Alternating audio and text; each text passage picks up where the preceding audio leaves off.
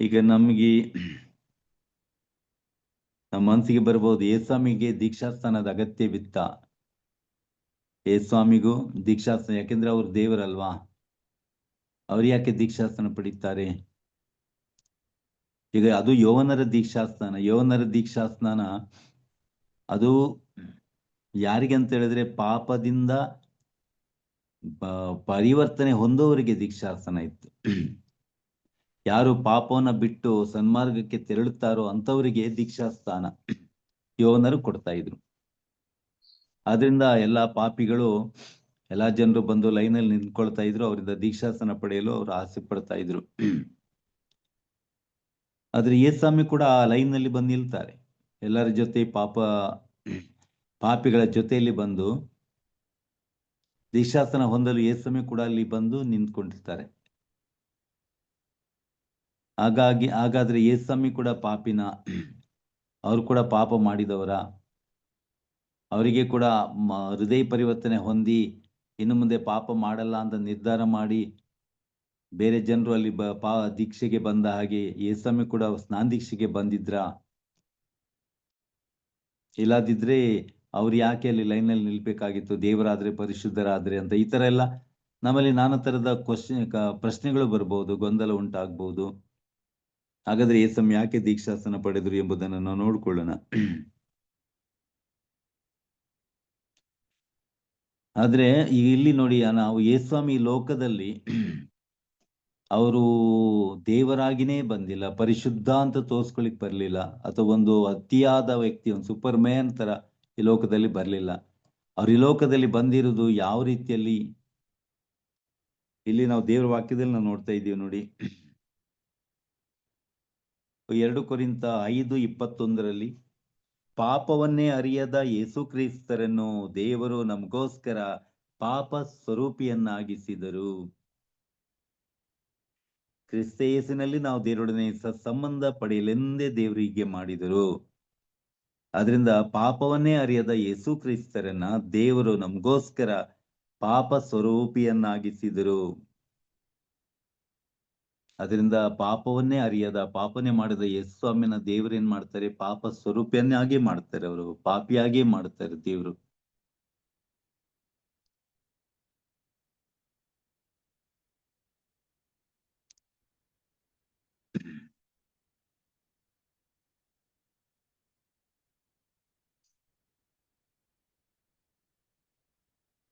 ಲೂಕನ ಸುವಾರ್ತೆ 22:37 ಏಕೆಂದರೆ ಪಾತಕರಲ್ಲಿ ಒಬ್ಬನಂತೆ ಪರಿಗಣಿತನಾದನು ಎಂದು ಪವಿತ್ರ ಗ್ರಂಥದಲ್ಲಿ ಬರೆದಿರುವ ವಾಕ್ಯ ನನ್ನಲ್ಲಿ ನೆರವೇರಬೇಕಾದದ್ದು ಅಗತ್ಯ. ನನಗೆ ಸಂಬಂಧಪಟ್ಟಿದ್ದೆಲ್ಲ ಸಮಾಪ್ತಿಗೊಳ್ಳಲಿದೆ. ಅದರಿಂದ ಪಾತಕರಲ್ಲಿ ಒಬ್ಬರಂತೆ ಪರಿಗಣಿತನಾದನು. ಅದರಿಂದ ಯೇಸ್ವಾಮಿ ಲೋಕದಲ್ಲಿ ದೇವರು ಅಷ್ಟು ಯೇಸ್ವಾಮಿಯನ್ನ ತಗ್ಗಿಸ್ತಾರೆ. ಸಾಮ್ಯಲ್ ಪ್ರವೃತ್ತಿ ಗ್ರಂಥದಲ್ಲಿ ಹೇಳಿದಾಗೆ ಪಾತಾಳಕ್ಕೆ ಇಳಿಸುವನು ನಾನು, ಆಕಾಶಕ್ಕೆತ್ತುವನು ನಾನು ಅಂತ. ಆದ್ರಿಂದ ಎಲ್ಲಾ ರೀತಿಯಲ್ಲೂ ಕೂಡ ಯೇಸ್ವಾಮಿ ಪಾತಾಳಕ್ಕೆ ಇಳಿಸಲ್ಪಟ್ರು ಅಂತ ಇಲ್ಲಿ ನೋಡ್ತಾ ಇದ್ವಿ. ಅಂದ್ರೆ ಒಳ್ಳೆ ಹೆಸರೇ ಇಲ್ಲದಾಗಿ ಯೇಸ್ವಾಮಿಗೆ ಗೊತ್ತೈತಲ್ಲ. ಈಗ ಎಷ್ಟೇ ಬಡವರಾದ್ರೂ ಕೂಡ ಒಂದು ಒಳ್ಳೆ ಹೆಸರು ಕೆಲವರಿಗೆ ಇರ್ತದಲ್ಲ. ಬಡವರಲ್ಲಿ ಈಗ ಮದರ್ ತೆರೆದ ಎಷ್ಟು ಒಳ್ಳೆ ಹೆಸರು ಪಡ್ಕೊಂಡಿದ್ದಾರೆ. ಮದರ್ ತೆರೆದ ನೋಡಿ, ಅವರು ಬಡವರಲ್ಲಿ ಬಡವರು. ಮದರ್ ತೆರೆದಲ್ಲಿ ಏನ್ ಆಸ್ತಿ ಇತ್ತು, ಯಾವ ಇನ್ಫ್ಲುಯೆನ್ಸ್ ಇತ್ತು? ಅದಕ್ಕೆ ನಾ ಹೇಳ್ತೇನೆ ನೋಡಿ, ಒಂದು ವೇಳೆ ಈ ಲೋಕದಲ್ಲಿ ಮಹಾತ್ಮ ಗಾಂಧಿ ಮತ್ತೆ ಅಣ್ಣಾ ಹಜಾರೆ, ಒಂದ್ ಟೈಮ್ನಲ್ಲಿ ಅಣ್ಣಾ ಹಜಾರೆಗೆ ಏನ್ ಗೌರವ ಇತ್ತು, ರೆಸ್ಪೆಕ್ಟ್ ಇತ್ತು. ಅಣ್ಣಾ ಹಜಾರೆ ಅವ್ರೇನ್ ಕೋಟ್ಯಾಧೀಶ್ವರರ? ಅಂದ್ರೆ ಎಷ್ಟೇ ಬಡವರಾದ್ರೂ ಕೂಡ ಒಂದು ಅವರಿಗೆ ಒಂದು ಆಧ್ಯಾತ್ಮಿಕ ಅಥವಾ ನೈತಿಕವಾದ ಒಂದು ಅತ್ಯಂತ ದೊಡ್ಡ ಬೆಲೆ ಇರ್ತದೆ. ಇಡೀ ವಿಶ್ವದ ಜನ ಅಲ್ಲಿ ಬಡತನ ಅಂತ ನೋಡುದಿಲ್ಲ, ಇವರು ಇನ್ಫ್ಲುಯೆನ್ಸ್ ಇದೆಯಾ, ಇವ್ರು ರಾಜಕೀಯದಲ್ಲಿ ಏನು ಪ್ರೆಸಿಡೆಂಟ್ ಅಥವಾ ಪ್ರೈಮ್ ಮಿನಿಸ್ಟರ್ ಅಂತ ನೋಡುದಿಲ್ಲ. ಬಟ್ ಅವರ ಆಧ್ಯಾತ್ಮಿಕ ಒಂದು ಪರಿಶುದ್ಧತೆ, ಭಾವನತೆ, ಆಮೇಲೆ ಅವರಲ್ಲಿರುವಂತ ಒಂದು ಪ್ರಾಮಾಣಿಕತೆ, ಇದೆಲ್ಲ ನೋಡ್ಕೊಂಡು ಅವನು ಬಹಳ ಗೌರವಿಸ್ತಾರೆ. ಒಬ್ಬ ಮನುಷ್ಯ ಪಾಪಿ ಅಲ್ಲ, ಕೆಟ್ಟವನಲ್ಲ, ಇವನಲ್ಲಿ ಕೆಟ್ಟ ಚಟಗಳಿಲ್ಲ, ಕೆಟ್ಟ ಗುಣಗಳಿಲ್ಲ ಅಂತ ವ್ಯಕ್ತಿಗಳು ಬಡವರಾದ್ರೂ ಕೂಡ, ಯಾವುದೇ ಇನ್ಫ್ಲುಯೆನ್ಸ್ ಇಲ್ಲದಿದ್ರು ಕೂಡ ಅವ್ರನ್ನ ಸಮಾಜ ಅತಿ ಗೌರವದಿಂದ ಕಾಣುತ್ತದೆ ಎಂಬುದಕ್ಕೆ ಎಷ್ಟೋ ಜನ ಸಾಕ್ಷಿ, ಅಬ್ರಹಾಂ ಲಿಂಕನ್ನು, ವಾಷಿಂಗ್ಟನ್ನು, ಇಂಥ ಎಲ್ಲ ಜನರು ನೀಗ್ರೋಗಳಾಗ್ಲಿ ಒಂದು ಹಿಂದುಳಿದ ಜನಾಂಗದವರಿಂದ ಬಂದಿರಲಿ, ಆದರೆ ಇವತ್ತು ಎಷ್ಟು ಬೆಲೆ ಉಂಟು ಅವರಿಗೆ. ಯಾಕೆ ಅಂದರೆ ಅದು ಒಂದು ಆಧ್ಯಾತ್ಮಿಕವಾಗಿ ಅಥವಾ ನೈತಿಕವಾಗಿ ಅವರು ಅತಿ ಉನ್ನತ ಮಟ್ಟದಲ್ಲಿದ್ದರು, ಅದಕ್ಕೆ ಅವರಿಗೆ ಬೆಲೆ. ಈಗ ಯೇಸುಸ್ವಾಮಿ ಅದೆಲ್ಲ ಕಳ್ಕೊಂಡಿದ್ದಾರೆ ಇಲ್ಲಿ ಈ ಲೋಕದಲ್ಲಿ. ನೋಡಿ, ಯೇಸುಸ್ವಾಮಿ ಬಂದಾಗ ಅದೆಲ್ಲ ಕಳ್ಕೊಂಡಿದ್ದಾರೆ. ಅದಕ್ಕೆ ಫರಿಸಾಯರು ಕೂಡ ಕೇಳ್ತಿದ್ರು, ನಿಮ್ ಗುರು ಪರಿಶುದ್ಧರಾಗಿದ್ರೆ, ಒಂದು ಸಂತನಾಗಿ ಪ್ರವಾದಿಯಾಗಿದ್ರೆ ಈ ಪಾಪಿಗಳ ಜೊತೆ ಯಾಕೆ ಹೋಗ್ತಾರೆ ಅವರು? ಅವ್ರು ಯಾಕೆ ಇವ್ರನ್ನ ಮುಡ್ತಾರೆ? ಅವರು ಯೇಸನ್ನ ಯಾಕೆ ಮುಡ್ತಾರೆ? ಅವರು ಯಾಕೆ ಬಿಡ್ತಾರೆ ಅವ್ರನ್ನು ಮುಟ್ಟಿಸ್ಕೊಳ್ಳಿಕ್ಕೆ ಅಂತ ಬಹಳ ಗೊಂದಲ ಆಯ್ತು. ಅಂದ್ರೆ ಯೇಸುಸ್ವಾಮಿ ಪಾಪಿಗಳಲ್ಲಿ ಒಂದಾದ್ರು, ಪಾತಕರಲ್ಲಿ ಒಂದಾದ್ರು ಅಂದ್ರೆ ಜನ ಕ್ಯಾಕರಿಸಿ ಉಗಿವಾಗೆ ಥೂ ಇವನ ಅಂತ ಹೇಳ್ಬಿಟ್ಟು ಅಷ್ಟರ ಮಟ್ಟಿಗೆ ಯೇಸುಸ್ವಾಮಿ ಬರೀ ಶಾರೀರಿಕ ಬಡತನ ಮಾತ್ರ ಅಲ್ಲ, ಇಲ್ಲಿ ಗೊತ್ತಿಲ್ಲ ಆಧ್ಯಾತ್ಮಿಕ ಬಡತನ ಕೂಡ ಅಂತ ನಾವು ಹೇಳ್ಬೋದು. ಲೋಕದ ದೃಷ್ಟಿಗೆ ಯೇಸುಸ್ವಾಮಿ ಒಬ್ಬ ಪಾಪಿ, ಒಬ್ಬ ನೀಚ, ಒಬ್ಬ ಕಳ್ಳ, ಒಬ್ಬ ದರೋಡೆಗಾರ ಎಂಬ ಅಷ್ಟು ಮಟ್ಟಿಗೆ ಯೇಸುಸ್ವಾಮಿ ತಗ್ಗಿಸಲ್ಪಡ್ತಾರೆ. ಅದರಿಂದ ನೋಡಿ, ನಮಗೆ ನಾವು ಎಷ್ಟು ಬಡವರಾದ್ರೂ ಕೂಡ ನಮ್ಮಲ್ಲಿ ಒಂದು ಏನ್ ಗೊತ್ತಾ, ಒಂದು ಆ ಸ್ಥಾನ ಮಾನ ಅಂತಸ್ತು ಎಂಬುದು ಇರುತ್ತೆ, ಮರ್ಯಾದೆ ಎಂಬುದು ಇರುತ್ತೆ ನಮ್ಗೆ ಅಲ್ವಾ. ಎಷ್ಟು ಬಡತನ ಆಗಿರ್ಲಿ ನಮ್ಗೆ, ಆದ್ರೂ ಕೂಡ ಒಂದು ಸ್ವಾಭಿಮಾನ ಅದೆಲ್ಲ ನಮ್ಗೆ ಇರ್ತದೆ. ಅದರಿಂದ ನಾವು ನೀಚರ ಜೊತೆ ಗುರ್ತ್ಕೊಳ್ಳಕ್ಕೆ ನಾವು ಇಷ್ಟಪಡಲ್ಲ. ಬಡತನ ಇದ್ರೂ ಕೂಡ ನೀಚರ ಜೊತೆ, ಕುಡುಕರ ಜೊತೆ, ವೇಶ್ಯರ ಜೊತೆ ನಾವು ಒಂದಾಗಿಸ್ಕೊಳ್ಳಿಕ್ಕೆ ನಾವು ಇಷ್ಟಪಡಲ್ಲ. ಯಾರೆಲ್ಲ ಅಂದ್ರೆ ಒಳ್ಳೆ ಗುಣ ಇರೋರು, ಅವ್ರಿಗೆ ಹೇಳಿದ ಕೂಡಲೇ ಅವ್ರಿಗೆ ಸಿಟ್ಟು ಬರುತ್ತೆ. ಯಾರಿಗಾದ್ರು ಸಿಟ್ಟು ಬರೋದು, ನೀನ್ ಕಳ್ಳ ಅಂತ ಹೇಳಿದ ಕೂಡಲೇ ಏನ್ ಕಳ್ಳತನ ಮಾಡಿದೆ ತೋರಿಸ್ಕೊಡೋಣ, ನೀನು ಇಂಥವನ ಮಗ ಅಂಥವನ ಮಗ ಅಂತೇಳಿ ಅಲ್ಲಿಡ್ದು ಮಾತಾಡು ಅಂತ ಹೇಳ್ಕೊಂಡು ಹೇಳ್ತೇವಲ್ಲ, ತೋರಿಸ್ಕೊಡು ಅಂತ ನಾವು ಚಾಲೆಂಜ್ ಮಾಡ್ತೀವಿ. ಎಲ್ಲಿ ನಾನು ಮಾಡಿದ ತಪ್ಪು ತೋರಿಸ್ಕೊಡು ಅಂತ. ಅದರಿಂದ ಯೇಸುಸ್ವಾಮಿ ಆದ್ರೆ ಅದೆಲ್ಲ ಮರೆತು ಪಾತಕರಲ್ಲಿ ಒಬ್ಬರಂತೆ ಪರಿಗಣಿತರಾದ್ರು. ಅಂದ್ರೆ ಜನರಿಗೆ ಆ ರೀತಿಯಲ್ಲಿ ಇವನು ಎಲ್ಲಾ ರೀತಿಯಲ್ಲೂ ಕೂಡ ಯೂಸ್ಲೆಸ್, ಇವನು ಪ್ರಯೋಜನ ಇಲ್ಲ, ಇವನು ಎಂಥವನು ಅಂತ ಆ ಮಟ್ಟಿಗೆ ಯೇಸುಸ್ವಾಮಿ ತನ್ನನ್ನ ತಂದೆ ದೇವರು ಮಗನನ್ನ ತಗ್ಗಿಸಿದ್ರು. ಅಂದ್ರೆ ಪಾಪಿಗಳಲ್ಲಿ ಒಂದೇ ಆದ್ರು. ಅದು ಏನ್ ದೇವರ ಒಂದು ಅದ್ಭುತ, ನಮಗೆ ವಿವರಿಸಕ್ಕಾಗಲ್ಲ. ಯಾಕೆ ದೇವ್ರು ಈ ತರ ಮಾಡಿದ್ರು ಅಂದ್ರೆ ನಮ್ಮ ಮಟ್ಟಿಗೆ ಎಲ್ಲ ರೀತಿಯಲ್ಲೂ ದೇವರು ತನ್ನ ಮಗನನ್ನ ಇಳಿಸ್ತಾರಂತ ಹೇಳಿದ್ರೆ, ಲೂಕ 22:37 ಪಾತಕರಲ್ಲಿ ಒಬ್ಬನಂತೆ ಪರಿಗಣಿತನಾದನೆಂದು ಪವಿತ್ರ ಗ್ರಂಥದಲ್ಲಿ ಬರೆದಿರುವ ವಾಕ್ಯ ನನ್ನಲ್ಲಿ ನೆರವೇರಬೇಕಾದದ್ದು ಅಗತ್ಯ, ನನಗೆ ಸಂಬಂಧಪಟ್ಟಿದ್ದೆಲ್ಲ ಸಮಾಪ್ತಿಗೊಳ್ಳಲಿದೆ. ಆದ್ರಿಂದ ಯೇಸುಸ್ವಾಮಿ ಕೂಡ ಅದಕ್ಕೆ ಶಿರವಾಗುತ್ತಾರೆ. ಅದು ಒಂದು ಬಹಳ ವಿಶೇಷವಾದದ್ದು. ನಾವು ಖಂಡಿತ ಶಿರಬಾಗುದಿಲ್ಲ. ನಮ್ಮನ್ನು ಕಳ್ಳ ಹೇಳಿದ ಕೂಡಲೇ ನಾವು ಒಪ್ಪುವುದೇ ಇಲ್ಲ. ನಾವು ಕಳ್ತನ ಮಾಡದಿದ್ರೆ, ಬಡತನ ಇರಲಿ ಕಷ್ಟ ಇರಲಿ ಏನಿರಲಿ, ಕಳ್ಳ ಅಂತ ಹೇಳ್ಕೊಡ್ಲೆ ನೀವೊಂದು ಅಂಥವ್ನು ಇಂತಾನೆ ಹೇಳಿದ ಕೂಡಲೇ ನಾವು ಪ್ರೂವ್ ಮಾಡ್ತೀವಿ, ಮಾಡಕ್ ಟ್ರೈ ಮಾಡ್ತೀವಿ. ನಾವು ಅಂಥವನಲ್ಲ ಅಂತ ಹೇಳ್ಕೊಂಡು ಸಾಧನೆ ಮಾಡಕ್ ಹೊರಡ್ತೀವಿ ನಾವು. ಬಟ್ ಇಲ್ಲಿ ಯೇಸುಸ್ವಾಮಿ ಏನಾದ್ರು ಸಾಧನೆ ಮಾಡಕ್ ಹೊರಟ್ರ, ನೀವು ಹಂಗೆ ತಿಳ್ಕೊಬೇಡ್ರಿ, ನೋಡಿ ನನ್ನ ಪರಿಶುದ್ಧತೆ ನೋಡ್ರಿ ನನ್ನ ಅಂತ ಹೇಳ್ಕೊಂಡು ಯೇಸುಸ್ವಾಮಿ ಏನಾದ್ರು ಅವ್ರ ಮಹಿಮೆ ತೋರ್ಸಕ್ ಹೋದ್ರ. ಅದೇ ಪ್ರಕಾರ ಲೂಕ 23:33 ಅಲ್ಲಿ ನೋಡ್ತೀವಿ, ಕಪಾಲ ಎಂಬ ಸ್ಥಳಕ್ಕೆ ಬಂದು ಸೇರಿದ ಮೇಲೆ ಯೇಸುಸ್ವಾಮಿನ ಶಿಲುಬೆಗೆ ಏರಿಸಿದರು.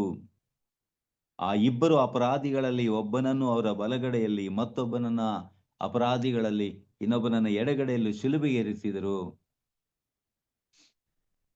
ಅದರಿಂದ ಅಲ್ಲಿ ಯೇಸುಸ್ವಾಮಿ ಶಿಲುಬೆಗೆ ಏರಿಸುವಾಗಲೂ ಕೂಡ ಅಲ್ಲಿ ಇಬ್ಬರು ಮಹಾ ಅಪರಾಧಿಗಳನ್ನ, ಕೊಲೆಗಾರನ, ದರೋಡೆಗಾರನ ಅಲ್ಲಿ ಅಕ್ಕಪಕ್ಕದಲ್ಲಿ ಎಡಬಲದಲ್ಲಿ ಶಿಲುಬೆಗೆ ಏರಿಸಿ ಯೇಸುವಿನ ಮಧ್ಯದಲ್ಲಿ ಅಂತ ಹೇಳಿದ್ರೆ ಇವನು ಮಹಾ ಕಳ್ಳ ಅಂತ ತೋರಿಸ್ಕೊಳಿಕೆ.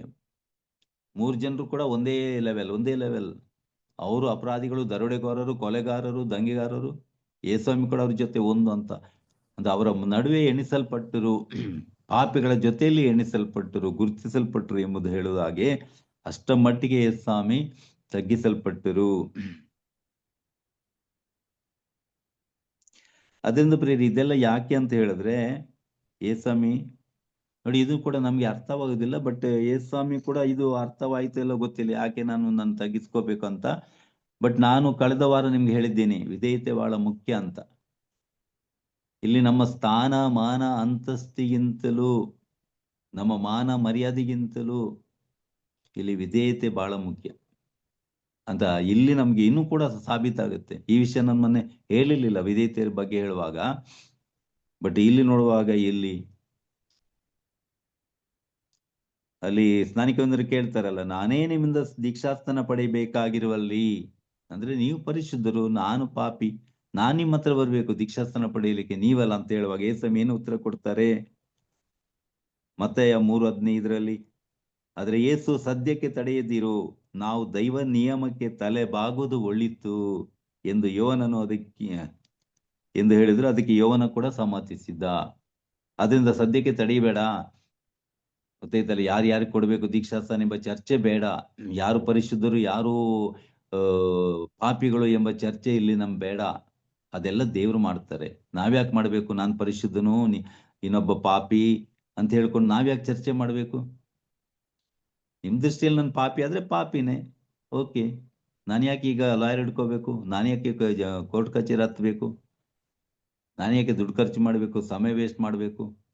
ನೀನು ಪಾಪಿ ಅಂತ ನಾನು ತಿಳ್ಕೊಳ್ಕೊಳ್ಳೆ, ನಾನು ಏನು ನಾನು ಪಾಪಿನೇ ಆಗ್ಬಿಡ್ತೀನಾ? ಮತ್ ನಾನು ಯಾಕೆ ವಾದ ಮಾಡಕ್ ಹೋಗ್ಬೇಕು? ನೋಡಿ ಎಷ್ಟೆಲ್ಲ ವಿಷಯ ಇಲ್ಲಿ ಯೇಸಮ್ಮಗೆ ತಿಳಿಸ್ಲಿಕ್ಕೆ ಪ್ರಯತ್ನ ಪಡ್ತಾರೆ ನೋಡ್ರಿ.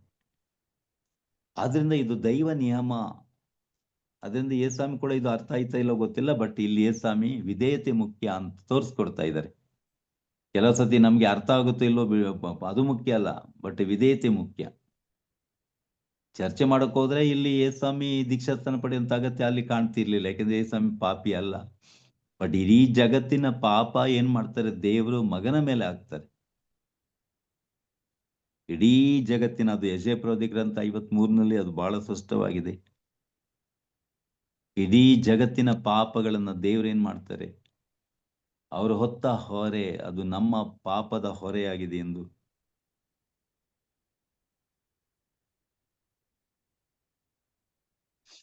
ಯೆಶಾಯ ಪ್ರವಾದಿ ಗ್ರಂಥ 53ರಲ್ಲಿ, ನಂಬೋರು ಯಾರು ನಾವು ಕೇಳಿದ ಸಂಗತಿಯನ್ನು, ಗುರುತಿಸುವವರು ಯಾರು ಸರ್ವೇಶ್ವರನ ಶಕ್ತಿಯನ್ನು. ಯೆಶಾಯನೇ ಆಶ್ಚರ್ಯ ಪಡ್ತಾನೆ, ನಾವ್ ಹೇಳುದನ್ನು ಯಾರೇ ನಂಬ್ತಾರೆ? ಇದು ನಂಬ ವಿಷಯನ? ದೇವರ ಪರಿಶುದ್ಧಾತಿ ಪರಿಶುದ್ಧರು, ಅವರ ಪರಿಶುದ್ಧತೆಗೆ ನಮ್ಮ ಕೈಲಿ ಯೋಚನೆ ಮಾಡೋಕ್ಕಾಗಲ್ಲ, ಇಂಥ ಪರಿಶುದ್ಧ ದೇವರು ಅಂತ. ಆದ್ರೆ ಆ ದೇವರೇ ಪಾಪಿ ಅಂತ ಎನ್ಸ್ಕೋಬೇಕಾದ್ರೆ, ಅವರು ಅಷ್ಟಮಟ್ಟಾಗ್ಬೇಕಾದ್ರೆ ಇದು ಯಾರು ನಂಬ್ತಾರೆ? ನಂಬ ವಿಷಯನ ಇದು? ದೇವರು ಅಷ್ಟು ಮಟ್ಟಿಗೆ ತಗ್ಗಿಸ್ಕೊಳ್ಳಿಕ್ಕೆ ಸಾಧ್ಯನಾ? ಒಬ್ಬ ಪಾಪಿ ಅಂತ ಗುರುತಿಸುವ ಮಟ್ಟಿಗೆ ದೇವರು ತನ್ನನ್ನು ತಗ್ಗಿಸ್ಕೊಂಡ್ರು ಅಂತ ಹೇಳಿದ್ರೆ, ಇದೆಲ್ಲ ಬಹಳ ಆಶ್ಚರ್ಯಕರದ ವಿಷಯಗಳು. 2ನೇ ವಚನ ನೋಡಿ, 53:2 ಯೆಶಾಯ, ಆತನಲ್ಲಿ ಅಂದ ಚಂದಗಳಾವೂ ಇರಲಿಲ್ಲ, ನೋಡಲು ಲಕ್ಷಣವಾದದ್ದು ಏನೂ ಇರಲಿಲ್ಲ. ಅಂದ ಚಂದ ಯಾವುದಿರ್ಲಿಲ್ಲ. ಈಗ ಶಾರೀರ ಅಂದಚಂದಕ್ಕಿಂತ ಆಧ್ಯಾತ್ಮಿಕ ಅಂದಚಂದ ಅದು ಅದ್ಭುತವಾಗಿ ಬಹಳ ಶ್ರೇಷ್ಠವಾಗಿರುವಂಥದ್ದು ಆಧ್ಯಾತ್ಮಿಕ ವಿಷಯಗಳು. ಯಾಕೆ ಶರೀರ ಒಂದಿನೆಲ್ಲ ಕೊಳತೆ ಎಲ್ಲ ಹೋಗುತ್ತೆ, ಬಟ್ ಸೌಂದರ್ಯ ಆ ಶಾರೀರಿಗಿಂತ ಆತ್ಮಿಕ ಸೌಂದರ್ಯ ಅತಿ ಉನ್ನತವಾಗಿರುವಂಥದ್ದು. ಅದರಲ್ಲಿ ಬೈಬಲ್ ಹೇಳ್ತಾ ಇದೆ, ಅಂದ ಚಂದನೇ ಇರಲಿಲ್ಲ. ಅವ್ರ ದೇವರು ಪರಿಶುದ್ಧಾತಿ ಪರಿಶುದ್ಧರು ಅಂತ ಹೇಳಿಸ್ಕೊಳ್ಳೋಂಥ ಯಾವ ಲಕ್ಷಣಲ್ಲಿ ಕಾಣ್ತಿರ್ಲಿಲ್ಲ. ಈಗ ಹಳೆ ಒಡಂಬಡಿಕೆಯಲ್ಲಿ ದೇವರು ಅಂದ್ರೆ, ಪರಿಶುದ್ಧ ದೇವರು ಅಂದ್ರೆ ಏನು? ಮನುಷ್ಯ ಹತ್ರ ಹೋಗುವಂಗಿಲ್ಲ, ಸುಟ್ಟು ಹೋಗ್ತಿದ್ದವನು, ಮುಟ್ಟಿದ ಕೂಡಲೇ ಸತ್ತೋಗೋನು. ದೇವರನ್ನು ಬಿಡಿ, ದೇವರ ವಸ್ತುಗಳನ್ನು ಮುಟ್ಟಿದ್ರು ಸತ್ತೋಗೋನು. ದೇವರು ಎಲ್ಲಿ ಮುಟ್ಟೋಕ್ ಸಿಗ್ತಾ ಇದ್ರು? ಹಳೆ ಒಡಂಬಡಿಕೆಯಲ್ಲಿ ದೇವ್ರನ್ನ ನೋಡೋಕ್ ಸಿಗ್ತಾ ಇಲ್ಲ, ಮುಟ್ಟೋಕ್ ಸಿಗ್ತಾ ಇಲ್ಲ. ಬರೇ ಪ್ರಸನ್ನತೆ ಮಾತ್ರ ಅಷ್ಟೇ. ಆ ಮಾನದಲ್ಲಿ ಮತ್ತು ಆ 10 ದಶಾಜ್ಞೆಗಳ ಶಾಸನಗಳಲ್ಲಿ ದೇವರ ಪ್ರಸನ್ನತೆ ಇತ್ತು ಅಷ್ಟೇ. ಆದ್ರೆ ಆ ಕಲ್ಲುಗಳನ್ನ, ಆ ಮನ್ನ ಮುಟ್ಟಿದ್ರೆ, ಆ ಪೆಟ್ಟಿಗೆ ಮುಟ್ಟಿದ್ರೆ ಜನ ಸತ್ತೋಗೋರು. ಬೇಕಾದಷ್ಟು ಸಾಮೇಲ್ ಗ್ರಂಥದಲ್ಲೆಲ್ಲ ಉಂಟು, ನಾವು ಓದಿದ್ರಲ್ಲಿ ಗೊತ್ತಾಗುತ್ತೆ. ಅವು ಎಲ್ಲೋ ಒಂದು ಒಡಂಬಡಿಕೆ ಮಂಜುಷ್ಯ ಯಾವುದೋ ಒಂದು ಗದ್ದೆಯಲ್ಲಿ ಇತ್ತಲ್ಲಿ, ಹೊಲದಲ್ಲಿ, ಅಲ್ಲಿ ಜನ ಬಂದು ನೋಡ್ಬೇಕಾದ್ರೆ, ಮುಟ್ಟಬೇಕಾದ್ರೆ ಆ ನೋಡಿದವ್ರು ಮುಟ್ಟಿ ಎಷ್ಟೋ ಜನ ಸತ್ತೋದ್ರಲ್ಲಿ. ಅಲ್ಲೇ ಗೊತ್ತಾಗ್ತದೆ, ಅಯ್ಯೋ ಏನಪ್ಪ ಇಂಥ ಈ ಪರಿಶುದ್ಧ ದೇವ್ರನ್ನ ಹತ್ರ ಹೋಗುವಂಗಿಲ್ಲ, ಮುಟ್ಟುವಂಗಿಲ್ಲ, ನಾವು ಕಣ್ಣು ಬಿಟ್ಟು ನೋಡುವಂಗಿಲ್ಲ. ಯೆಶಾಯ ಪ್ರವಾದಿ ದರ್ಶನ ಆಯ್ತಲ್ಲ 6ನೇ ಅಧ್ಯಾಯದಲ್ಲಿ ನೋಡಿ, ದರ್ಶನ ಆದ ಕೂಡಲೇ ಯೆಶಾಯ ಹೇಳ್ತಾನೆ, ಅಯ್ಯೋ ನಾನು ಸತ್ತೆ, ನಾನು ಹೊಲಸು ತುಟ್ಟಿಯವನು, ದೇವರನ್ನ ನೋಡಿ ಇನ್ನು ನಾನು ಬದುಕುವುದಿಲ್ಲ ಅಂತ. ಅದು ದೇವರ ಪಾನವಂತೆ ಪರಿಶುದ್ಧತೆ ದೇವರ. ಇಲ್ಲಿ ಆ ಆ ಪರಿಶುದ್ಧ ಪಾವನತೆ ಎಲ್ಲಿಂಟು? ಅದು ಯೇಸುವನ್ನ ಮುಟ್ಟಿದ್ರೆ ಯಾರಿಗೆ ಏನಾಗುವುದಿಲ್ಲ. ಅದೇ ದೇವರು. ಹಾಗಾದ್ರೆ ಆ ಬರೀ ಪ್ರಸನ್ನತೆ ನೋಡಿದ್ರೇನೆ ಜನ ಸತ್ತು ಹೋಗೋರು. ಇನ್ನು ಜೀವಂತ ದೇವರನ್ನ ನೋಡ್ಲಿಕ್ಕೆ ಸಾಧ್ಯನಾ? ಹತ್ರ ಹೋಗ್ಲಿಕ್ಕೆ ಸಾಧ್ಯನಾ? ಮುಟ್ಟೋಕ್ ಸಾಧ್ಯನಾ? ಬಟ್ ಯೋನರು ಹೇಳ್ತಾರೆ, ಕಣ್ಣಾರೆ ಕಂಡಿದ್ದೇವೆ, ಕಿವಿಯಾರೆ ಕೇಳಿದ್ದೇವೆ, ಮನಸಾರೆ ಗ್ರಹಿಸಿದ್ದೇವೆ, ಕೈಯಾರೆ ಮುಟ್ಟಿದ್ದೇವೆ. ಮತ್ತೆ ಯೋನ ಯಾಕೆ ಸತ್ತೋಗ್ಲಿಲ್ಲ? ಪೇತ್ರ ಯಾಕೆ ಸತ್ತೋಗ್ಲಿಲ್ಲ? ಅಂದ್ರೆಯ ಅವರೆಲ್ಲ ಯಾಕೆ ಸತ್ತೋಗ್ಲಿಲ್ಲ? ಹಾಗಾದ್ರೆ ಇಂಥ ಆಧ್ಯಾತ್ಮಿಕ ಸೌಂದರ್ಯ, ಆಧ್ಯಾತ್ಮಿಕ ಶಕ್ತಿ, ಮಹಿಮೆ ಯೇಸು ಸ್ವಾಮಿಯಲ್ಲಿ ಯಾಕೆ ಕಾಣಕ್ಕಾಗ್ಲಿಲ್ಲ? ಅದಕ್ಕೆ ಹೇಳ್ತಾರೆ, ಗುರುತಿಸೋರು ಯಾರು ಸರ್ವೇಶ್ವರನ ಶಕ್ತಿಯನ್ನು ಈ ಮಗುವಿನಲ್ಲಿ, ಯೇಸುವಿನಲ್ಲಿ ಯಾರು ಗುರುತಿಸ್ತಾರ್ರಿ? ಯಾಕೆಂದ್ರೆ ಎಲ್ಲ ಮಗು ತರನೇ ಅದು ಕೂಡ. ಒದ್ರೂ ಅದು ಸುಮ್ಮನೆ ಇರ್ತದೆ, ಥೂ ಅಂತ ಕ್ಯಾಗ ಉಗಿದ್ರೂ ಸುಮ್ಮನೆ ಇರ್ತಾ ಇದೆ, ಮುಟ್ಟಿದ್ರೂ ಏನಾಗಲ್ಲ. ಅದಕ್ಕೋಸ್ಕರ ಅಂತ ಮಟ್ಟಿಗೆ ದೇವರು ತನ್ನನ್ನೇ ತಗ್ಗಿಸ್ಕೊಂಡ್ರು. ಯಶೇಪ್ರ 53:2. ಆತ ಅಂದ ಚಂದ ಇರ್ಲಿಲ್ಲ, ನೋಡೋತ್ ಲಕ್ಷಣ ಇರ್ಲಿಲ್ಲ. ಆಮೇಲೆ 3ನೇ ವಚನ, ಧಿಕ್ಕರಿಸಲ್ಪಟ್ಟವನು, ಮನುಜರಿಂದ ತಿರಸ್ಕೃತನು, ದುಃಖಕ್ರಾಂತನು, ಕಷ್ಟ ಸಂಕಟ ಅನುಭವಿಸಿದನು, ನೋಡಿದವರು ಮುಖ ತಿರುಗಿಸುವಷ್ಟು ನಿಂದಕನು, ನಾವು ಲಕ್ಷ್ಯಕ್ಕೂ ತೆಗೆದುಕೊಳ್ಳಲಿಲ್ಲ ಆತನನ್ನು. 11ನೇ ವಚನ, ತಾನೇ ಹೊತ್ತುಕೊಳ್ಳುನು ಅವರ ಅಪರಾಧಗಳ ಹೊರೆಯನು, ತಾನೇ ಹೊತ್ತುಕೊಳ್ಳುನು ಅವರ ಅಪರಾಧದ ಹೊರೆಯನು. ಅದರಿಂದ ನೋಡಿ, ಇದು ಅಪರಾಧದ ಶಿಕ್ಷೆ ಇದೆಲ್ಲ. ಅದರಿಂದ ಯೇಸ್ವಾಮಿ ಅಲ್ಲಿ ಎರಡು ಒಟ್ಟಿಗೆ ತೋರಿಸ್ಲಿಕ್ಕೆ ಸಾಧ್ಯ ಇಲ್ಲ. ಹೌದು ಅಲ್ಲ ಎರಡು ಹೇಗೆ ಆಗುತ್ತದೆ? ಒಂದು ಹೌದು ಅಥವಾ ಇಲ್ಲ. ಅದರಿಂದ ಅಲ್ಲಿ ದೇವರ ಪರಿಶುದ್ಧ ಲಕ್ಷಣಗಳು ಮತ್ತು ಇಲ್ಲಿ ಮಾನವನ ಪಾಪಿ ಸ್ವಭಾವ ಎರಡು ಒಟ್ಟಿಗೆ ತೋರಿಸ್ಕೊಳ್ಲಿಕ್ಕೆ ಆಗಲ್ಲ. ಅಲ್ಲಿ ಪಾಪಿ ಸ್ವಭಾವ ತೋರಿಸ್ಕೋಬೇಕಿಲ್ಲ, ದೇವರ ಪರಿಶುದ್ಧತೆ ತೋರಿಸ್ಕೋಬೇಕು. ಗೊತ್ತಾಯ್ತಲ್ಲ? ಅದರಿಂದ ದೇವರು ಇಲ್ಲಿ ತೋರಿಸ್ಕೊಂಡಿದ್ದು ಆತನ ಮನುಷ್ಯನ ಪಾಪಿ ಸ್ವಭಾವ ತನ್ನಲ್ಲಿ ಹೊತ್ಕೊಳ್ತಾರೆ ಅವರು. ಅದಕ್ಕೋಸ್ಕರ ಇಲ್ಲಿಗೆ ಪಾಪಿಗೆ ಆಗುವಂಥದ್ದೆಲ್ಲ ಯೇಸುವಿಗೆ ಆಗುತ್ತದೆ, ಆಗಲೇಬೇಕಾಗುತ್ತದೆ. ಯೆಶಾಯ 52:14, ಆತನ ಮುಖ ನರಮಾನವರ ಮುಖಕ್ಕಿಂತ, ಆತನ ರೂಪ ನರಪುತ್ರರ ರೂಪಕ್ಕಿಂತ ವಿಕಾರಗೊಂಡಿದ್ದೇ ನಿಜ. ಆದರೆ ಹಲವರು ನೋಡಿ ಆದರೂ ಚಕಿತ, ವಿಸ್ಮಯರಾದ್ರು, ಗೊಂದಲಕ್ಕೂ ಪ್ರಿಯರೇ. ಆ ಗೊಂದಲ ಇವತ್ತು ಕೂಡ ಉಂಟು. ಇವತ್ತು ಕೂಡ ಈ ಗೊಂದಲ ಉಂಟಲ್ಲ, ಈ ಕಾರ್ಮೋಡದ ಮುಸುಕು ಅಂತ ನಾವು ಹೇಳ್ಬೋದು. ಇವತ್ತು ಕೂಡ ಜನರಲ್ಲಿ ಎಲ್ಲರಲ್ಲೂ ಕೂಡ ಇದೆ. ಯಾಕೆಂದ್ರೆ ಯೇಸು ಯಾರು, ಯೇಸು ಯಾರು ಎಂಬ ಪ್ರಶ್ನೆ ಇವತ್ತೂ ಕೂಡ. ಒಂದು ವೇಳೆ ದೇವರಾದ್ರೆ ಎಲ್ಲ ಜನ ನಂಬ್ತಿದ್ರು. ಅಂದ್ರೆ ದೇವರಂದ್ರೆ ಆ ಮಹಿಮೆ ಕಂಡಿದ್ದೆ. ಆದ್ರೆ ಅವರು ಮನುಷ್ಯನಾಗಿ ಬಂದದ್ದೇ ದೊಡ್ಡ ತಪ್ಪಾಯ್ತಾ? ಜನರಿಗೆ ಯಾಕೆ ಅರ್ಥ ಮಾಡ್ಕೊಳಕ್ಕಾಗಲ್ಲ ಇದು? ಎಲ್ಲ ಜ್ಞಾನ. ಅದಕ್ಕೆ ಪೌಲ ಹೇಳ್ತಾನೆ, ಜ್ಞಾನಿಗಳ ಜ್ಞಾನವನ್ನು ಹುಚ್ಚುತನವನ್ನ ಆಗಿಸಲು ದೇವ್ರ ಇತರ ಮಾಡ್ತಾರೆ. ಯಾಕೆಂದ್ರೆ ಲೋಕದ ಜ್ಞಾನದಿಂದ ಇಟ್ಟು ಅರ್ಥ ಮಾಡ್ಕೊಳ್ಳಿಕ್ಕೆ ಟೋಟಲಿ ಅಸಾಧ್ಯ. ಯೇಸು ಕ್ರಿಸ್ತರ ವ್ಯಕ್ತಿತ್ವವನ್ನ ಈ ಲೋಕದಲ್ಲಿ ಜ್ಞಾನಿಗಳು ಬುದ್ಧಿಯೊಂದು ಮಾಡ್ಕೊಳ್ಳಿಕ್ಕೆ ಅಸಾಧ್ಯ ಅವರಿಗೆ, ಈ ಲೋಕದ ಜ್ಞಾನಿಗಳಿಗೆ, ತತ್ವಶಾಸ್ತ್ರಗಳಿಗೆ. ಅದಕ್ಕೆ ಪೌಲ ಹೇಳ್ತಾ ಇದ್ದಾನೆ, ಜನರ ಬುದ್ಧಿವಂತಿ, ಜನರ ಜ್ಞಾನ ಅಥವಾ ಜ್ಞಾನವನ್ನ ಹುಚ್ಚುತನ ಅಂತ ತೋರಿಸ್ಕೊಡ್ಲಿಕ್ಕೆ ದೇವರು ಈ ತರ ಮಾಡ್ತಾರೆ. ನೋಡೋ, ನಿಮ್ಮ ಜ್ಞಾನದಿಂದ ಪ್ರೂವ್ ಮಾಡಿ, ಈಗ ಯೇಸು ದೇವರಾಗಿದ್ರೆ ಪ್ರೂವ್ ಮಾಡಿ ಅಂತ. ಜ್ಞಾನದಿಂದ ಅಥವಾ ಈ ಲೋಕದಲ್ಲಿ ಯಾವ ರೀತಿಯಲ್ಲೂ ಕೂಡ ಸಾಧ್ಯವಿಲ್ಲ. ಅದರಿಂದ ಯೇಸು ಆ ಮಟ್ಟಿಗೆ ತನ್ನ ದೈವತ್ವವನ್ನು ಮರೆ ಮಾಡಿಕೊಂಡಿದ್ರು ಈ ಲೋಕದಲ್ಲಿ. ಅದು ದೇವರ ಚಿತ್ತವಾಗಿತ್ತು. ಎಲ್ಲಾದ್ರೂ ನೀನ್ ದೇವರ ಮಹಿಮೆ ಅಂತ ತೋರಿಸ್ಕೋಬೇಡ. ಈಗ ಕೆಲವು ಸಂತರಿಗೆ ಏನು ಜಗದ್ಗುರುಗಳು ಆರ್ಡರ್ ಮಾಡಿರ್ತಾರೆ.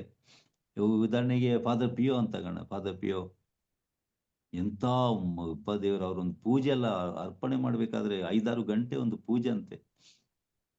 ಏನ್ ಸೈಲೆನ್ಸ್ ಆ ಪೂಜೆಯಲ್ಲಿ. ಅವರು ಅಂದ್ರೆ ಎಷ್ಟು ವೇದನೆ ಪಡ್ಕೊಂಡು ಒಂದು ಬಲಿ ಪೂಜೆ ಅರ್ಪಣೆ ಮಾಡ್ತಿದ್ರು ಅಂತ ಹೇಳಿದ್ರೆ, ಯೇಸುನ ಶಿಲುಬೆ ಮರಣದ ಯಾತನೆ ಅನುಭವ ಜೀವನದಲ್ಲಿ ಆಗ್ತಿತ್ತು ಅಂತ ನೋಡಿದವ್ರು ಹೇಳ್ತಿದ್ರು. ಅಂದ್ರೆ ಅಷ್ಟು ನೋವಿನಿಂದ ಪೂಜೆನ ಅರ್ಪಿಸೋರು 5-6 ಗಂಟೆ.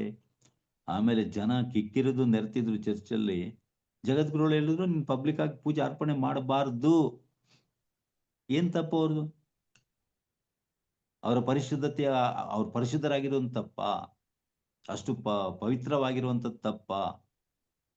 ಅವರ ಪೂಜೆಗೆ ಜನ ಅಷ್ಟು ಸಂಖ್ಯೆಯಲ್ಲಿ ಜನ ಸೇರೋದು ತಪ್ಪ?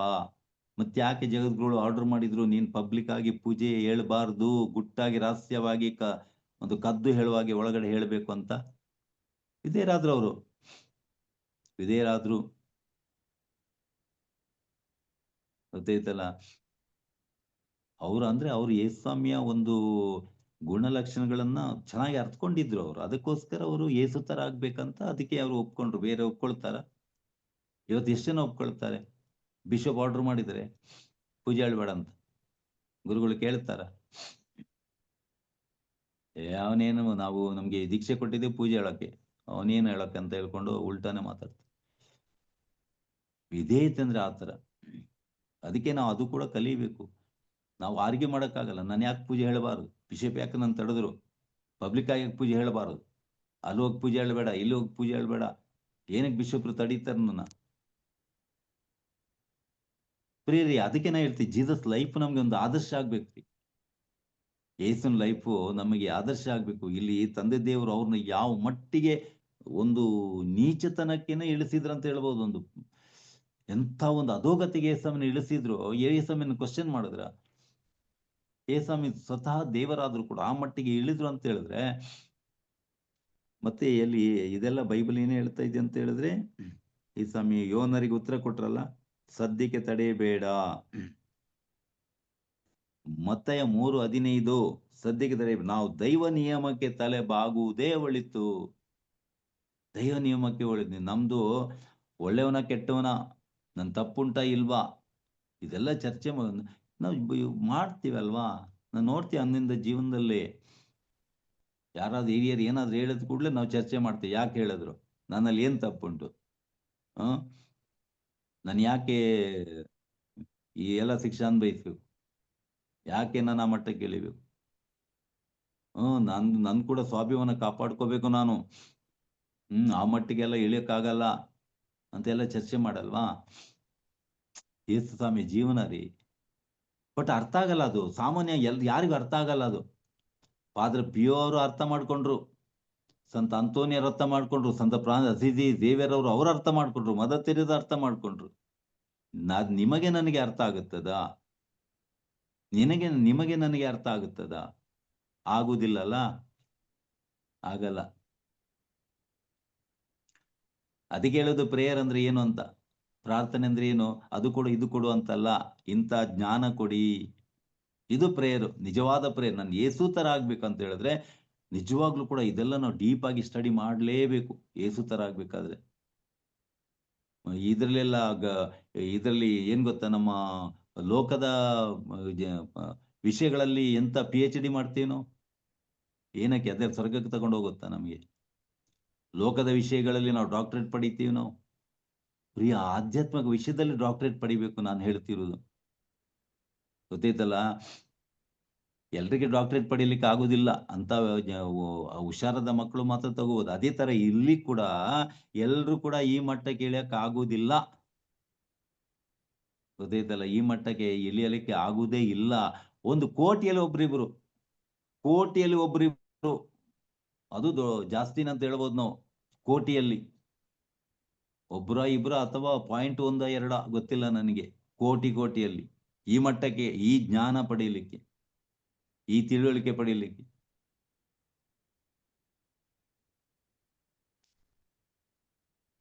ಸಂತ ಭಕ್ತರ ಜೀವನದಲ್ಲಿ ಉಂಟು, ಗೊತ್ತೈತಲ್ಲ?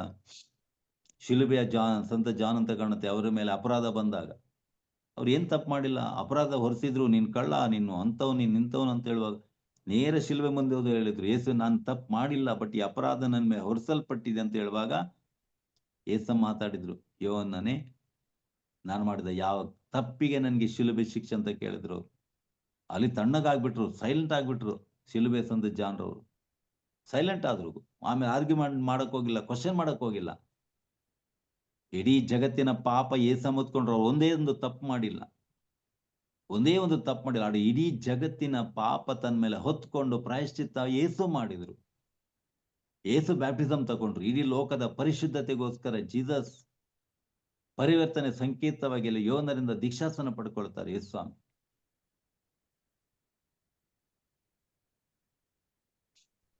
ಅವ್ರ ತಪ್ಪಿಗೆ ನಾವ್ಯಾಕೆ ಪ್ರಾಯಶ್ಚಿತ್ತ ಮಾಡ್ಬೇಕಂತ ನಾವ್ ಹೇಳ್ತೀವಿ.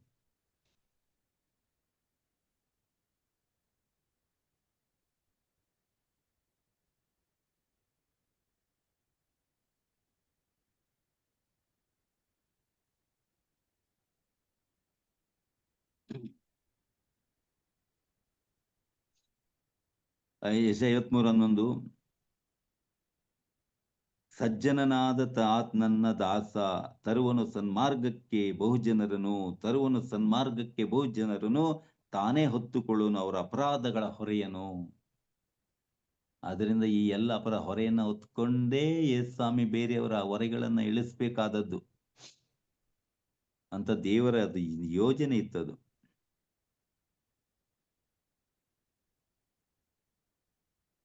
ಈಗ ಗೊತ್ತಾಯ್ತಲ್ಲ ಯಾಕೆ ಯೇಸ್ವಾಮಿ ದೀಕ್ಷಾಸ್ಥಾನ ಅಗತ್ಯವಿತ್ತು ಅಂತ ಹೇಳಿದ್ರೆ, ಅದಕ್ಕೋಸ್ಕರ ಇದು ದೇವರ ನಿಯಮವಾಗಿತ್ತು, ದೇವರ ಚಿತ್ತವಾಗಿತ್ತು. ಅಲ್ಲಿ ಯೇಸನ್ ಪಾಪ ಮಾಡಿದ್ರೋ ಇಲ್ವಾ ಅಂತ ಹೇಳ್ಕೊಂಡು ಅಲ್ಲಿ ಎಲ್ಲ ಅದು ಚರ್ಚೆ ವಿಷಯ ಅಲ್ಲ. ಅಲ್ಲಿ ಗೊತ್ತಿತ್ತಲ್ಲ ದೇವರ ನಿಯಮ. ಅದಕ್ಕೆ ಯೇಸನ್ ತಲೆಬಾಗಿದ್ರು.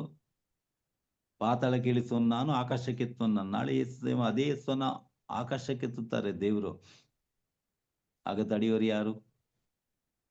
ದೇವರು ಆರಿಸ್ಕೊಂಡವರ ಮೇಲೆ ದೋಷಾರೋಪಣೆ ಯಾರು ಹೊರಿಸಬಲ್ರು ಅಂತ ರೋಮಾಪುರದಲ್ಲಿ 8ನೇ ಅಧ್ಯಾಯದಲ್ಲಿ ಪೌಲ ಕೇಳ್ತಾನಲ್ಲ, ಹಾಗೆ ಯಾರು ಹೊರ್ಸಕ್ಕಾಗಲ್ಲ. ದೇವರೊಬ್ಬರನ್ನ ಪಾಪಿ ಅಂತ ಹೇಳ್ತಾರೆ, ಒಬ್ಬರನ್ನ ಪರಿಶುದ್ಧರು ಅಂತ ದೇವ್ರು ಹೇಳ್ತಾರೆ. ದೇವರ ಯೋಜನೆಗಳು ನಾವು ಅರ್ಥ ಕೆಲಸ ಅರ್ಥ ಆಗಲ್ಲ, ಬಟ್ ಸುಮ್ಮನೆ ಇರಬೇಕಾಗತ್ತೆ ನಾವು. ಎಸ್ ಲಾರ್ಡ್, ಅದ್ ನಾವು ಸಹಿಸೋ ಶಕ್ತಿ ಕೊಡಿ, ಆ ಕೃಪೆ ಕೊಡಿ ಅಂತ ಬೇಡ್ಬೇಕಷ್ಟೇ. ಇದು ಏನ್ ನಿಮ್ಮ ಯೋಜನೆ ನಮ್ಗೆ ಅರ್ಥ ಆಗ್ತಿಲ್ಲ ದೇವರೇ. ಅದಕ್ಕೆ ತುಂಬಾ ಪ್ರಾರ್ಥನೆ ಒಂದು ಅಗತ್ಯ ಇದೆ. ಪವಿತ್ರಾತ್ಮನ ಜ್ಞಾನದ ಒಂದು ಅಗತ್ಯ ನಮ್ಗೆ ತುಂಬಾ ಇರುತ್ತದೆ. ಅವಾಗ್ಲೇ ನಾವು ಈ ಮಟ್ಟಿಗೆ ನಾವು ಪಾತಾಳಕ್ಕೆ ಇಳಿಲಿಕ್ಕೆ ಸಾಧ್ಯ ಆಗ್ತಾ ಇದೆ.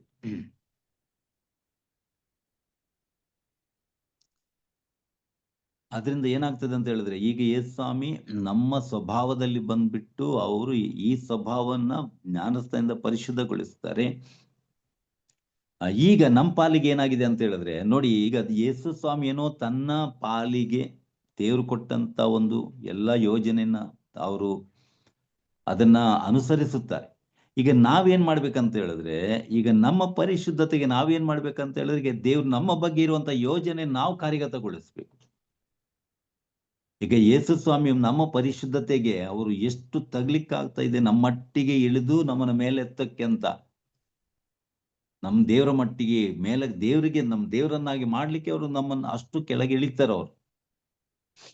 ಈಗ ನಾವೇನ್ ಮಾಡಬೇಕು, ನಮ್ದು ಬಹಳ ಸುಲಭ ಆದಂತ, ಬಹಳ ಸಿಂಪಲ್, ನಮಗೆ ಏನಿಲ್ಲ, ನಾವು ಆ ಯೇಸು ಜೊತೆ ಒಂದಾಗ್ಬೇಕಷ್ಟೆ.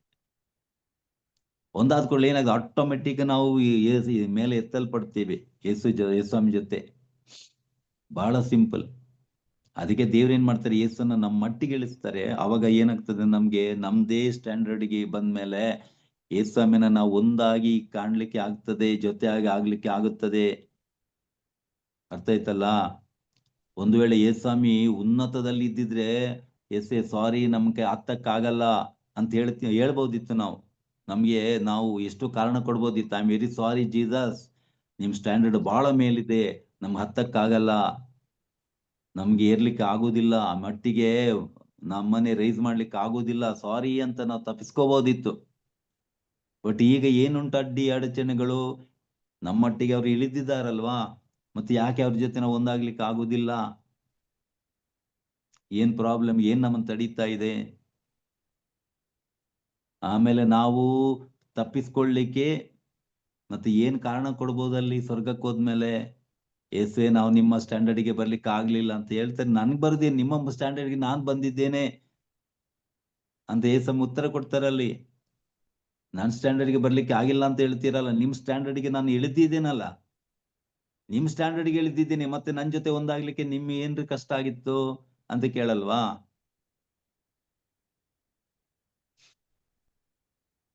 ಅದಕ್ಕೆ ಮಕ್ಕಳಂತೆ ಆಗಿ ಅಂತ ದೇವರೇ ಮಗುನ್ ತರ ಆಗಿ ಬಂದು, ಮತ್ತೆ ನಾವು ಏನು ದೊಡ್ಡ ದೊಡ್ಡ ದೊಡ್ಡ ಇವ್ರಂಗೆ ಮಾಡ್ಬೇಕು, ಅದ್ಭುತ ವ್ಯಕ್ತಿಗಳು ನಾವು ಅಂತ ಹೇಳ್ಕೊಂಡು ನಾವು ಯಾಕೆ ಮಕ್ಕಳ ಮಟ್ಟಿಗೆ ನಾವು ಯಾಕೆ ಇಳಿಬಾರ್ದು?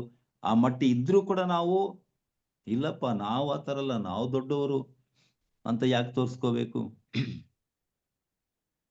ಏಸಾಮಿ ನಮ್ಮ ಮಟ್ಟಿಗೆ ಇಳಿದಾಗ ನಾವು ಇಲ್ಲಪ್ಪ, ನಮ್ಮ ಮಟ್ಟಿಗೆ ಇಲ್ಲ, ನಮ್ದು ಅದಕ್ಕಿಂತ ಗ್ರೇಟ್ ಸ್ಟ್ಯಾಂಡರ್ಡು ವೆರಿ ಹೈ ಅಂತ ನಾವು ತೋರಿಸ್ಕೊಂಡ್ರೆ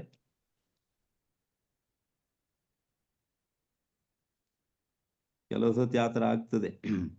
ನಮ್ಮ ಸ್ಟ್ಯಾಂಡರ್ಡ್ ಏನೋ ಉಂಟು, ನಮ್ಮ ಸ್ಟ್ಯಾಂಡರ್ಡ್ ಬತ್ತು, ನಾವು ಏನೋ ಅಂತ ತಿಳ್ಕೊಳ್ತೇವೆ, ಕಲ್ಪನೆ ಮಾಡ್ಕೊಳ್ತೀವಿ ನಾವು. ಅದರಿಂದ ಏಸಾಮಿ ಆ ಮಟ್ಟಕ್ಕೆ ಇಳಿದದ್ದು ನೋಡ್ಬಿಟ್ಟು ಅಯ್ಯೋ ಇದು ನಮ್ಮ ಸ್ಟ್ಯಾಂಡರ್ಡು ಅಂತ ನಾವು ಅದನ್ನು ಒಪ್ಕೋಬೇಕು, ತಿಳ್ಕೊಳ್ಬೇಕು. ಅದಕ್ಕೆ ಯೋನರು ತಮ್ಮ ಪತ್ರಿಕೆಯಲ್ಲಿ ಹೇಳ್ತಾರಲ್ಲ, ಯಾರಾದ್ರೂ ಪಾಪ ಮಾಡಿಲ್ಲ ಅಂತ ಹೇಳಿದ್ರೆ, ಅಲ್ಲ ಯೇಸು ಸ್ವಾಮಿನೇ ಒಂದು ನಾನು ಪಾಪಿ ಅನ್ನೋ ಮಟ್ಟಿಗೆ ಅವರು ಒಪ್ಕೊಂಡ್ಮೇಲೆ ನಾವು ಪಾಪಿ ಅಂತ ಯಾಕೆ ಒಪ್ಕೊಳ್ಳಲ್ಲ ನಾವು? ಅದು ಕನ್ಫ್ಯೂಷನ್ ನೋಡ್ರಿ, ಯಾರು ಕೆಲವರು ಬಾಯೇ ಬಿಡುವುದಿಲ್ಲ. ಈಗ ನೀವೇ ನೋಡಿ, ಯೋಚನೆ ಪಾಪ ನಿದ್ರೆ ಮಾಡಿ ಎಷ್ಟು ಸಮಯ ಇತ್ತು ಯೋಚನೆ ಮಾಡ್ರಿ. ಯಾಕೆ? ಪಾಪ ಇಲ್ಲ ನಮ್ಮಲ್ಲಿ. ತಿಂಗಳುಗಟ್ಟಲೆ ವರ್ಷಗಟ್ಲೆ ಕೇಳಿದ್ರೆ ನಾನು ಏನ್ ಪಾಪ ಮಾಡಿದ್ದೀನಿ ಅಂತಾರಲ್ವಾ? ಅದಕ್ಕೆ ಯೌವನರು ಅಲ್ಲಿ ಯೌವನ 1ನೇ ಅಧ್ಯಾಯದಲ್ಲಿ ಪತ್ರಿಕೆಯಲ್ಲಿ ನೋಡಿ,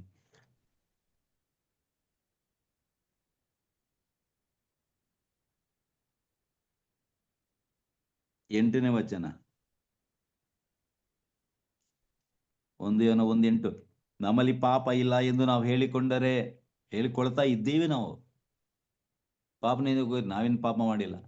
ಬಂದವರು ಕೂಡ ಸುಮ್ಮನೆ ಇರ್ತಾರೆ. ಹೇಳಿ, ಏನ್ ಗುರುಗಳೇ, ಏನ್ ಪಾಪ ಮಾಡಿಲ್ಲ, ಯಾವ್ದನ್ನೇನು ಬರ್ತಾ ಇಲ್ಲ, ಯಾವ ಪಾಪ ಮಾಡಿಲ್ಲ, ಮತ್ತೆ ಏನಕ್ಕೆ ಬಂದ್ರಿ ಪಾಪ ನಿವೇದನೆಗೆ? ಅಲ್ಲ, ಪಾಪನೇ ಇಲ್ಲ ಅಂದಮೇಲೆ ಏನ್ ನಿವೇದನೆ ಮಾಡ್ತೀರಾ ನೀವು? ಇಲ್ಲಿ ಸೈತಾನ ನಮ್ಮ ಬಾಯನ್ನೇ ಮುಚ್ಚಿಸ್ತಾನವನು. ಒಪ್ಕೋಬೇಡ, ನೀನ್ ಪಾಪಿ ಅಂತ ಒಪ್ಕೋಬೇಡ, ನಿನ್ನನ್ನ ಆ ಮಟ್ಟಿಗೆ ಇಳಿಸ್ಕೋಬೇಡ ಅಂತ. ಇಳಿಸ್ಕೋದೇನು, ನಮ್ಮ ಮಟ್ಟನೇ ಅದು.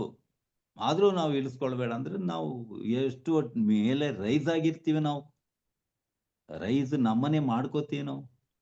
ಮೇಲಕ್ಕೆ ಏರು ಆತನನ್ನ ದೇವರು ಪಾತಾಳಕ್ಕೆ ತಳ್ತಾರಂತ ನೋಡಿ. ನಮ್ಮಲ್ಲಿ ಪಾಪ ಇಲ್ಲ ಅಂತ ಹೇಳ್ಕೊಂಡ್ರೆ ನಮ್ಮನ್ನ ನಾವು ವಂಚಿಸ್ಕೊಳ್ತೇವೆ ಮತ್ತು ಸತ್ಯ ಎಂಬುದೇ ನಮ್ಮಲ್ಲಿ ಇರುವುದಿಲ್ಲ. ಆದ್ರೂ ಕೂಡ ನಾವು ನಮ್ಮನ್ನ ವಂಚಿಸ್ಕೊಳ್ತಾ ಇದ್ದೀವಿ. ನಾನು ತಪ್ಪು ಮಾಡಿಲ್ಲ, ನನಗೆ ಪಾಪನಿಂದನೇ ಕನ್ಫ್ಯೂಷನ್ ಅಗತ್ಯ ಇಲ್ಲ, ಅವರೆಲ್ಲ ಮಾಡ್ಕೊಳ್ಳಿ, ಅವರೆಲ್ಲ ಪಾಪಿಗಳು, ನಾನು ಯಾಕೆ ಹೋಗ್ಬೇಕು? ಯಾಕೆಂದ್ರೆ ಏಸಮ್ ಹೇಳ್ತಾರೆ, ನಿನ್ನ ಪಾಪಕ್ಕಾಗಿ ನಾನು ಶಿಲುಬೆ ಮೇಲೆ ಸತ್ತಿದ್ದೇನೆ.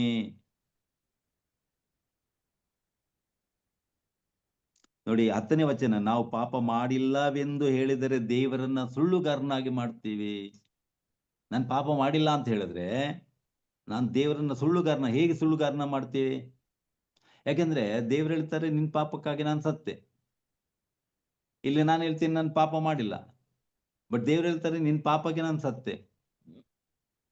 ಅವಾಗ ಏನಾಗ್ತದೆ? ಯೇಸು ನೀನ್ ಸುಳ್ಳುಗಾರ, ನಾನು ಪಾಪನೇ ಮಾಡಿಲ್ಲ, ನೀನ್ ಯಾವನಿಗೋಸ್ಕರ ಸತ್ತಿದ್ಯಾ ನನ್ಗೆ ಗೊತ್ತಿಲ್ಲ, ನನ್ಗೋಸ್ಕರ ಸತ್ತಿಲ್ಲ ನೀನು, ಯಾಕೆ ಸುಳ್ಳು ಹೇಳ್ತೀಯ ಯೇಸುವೆ ನೀನು?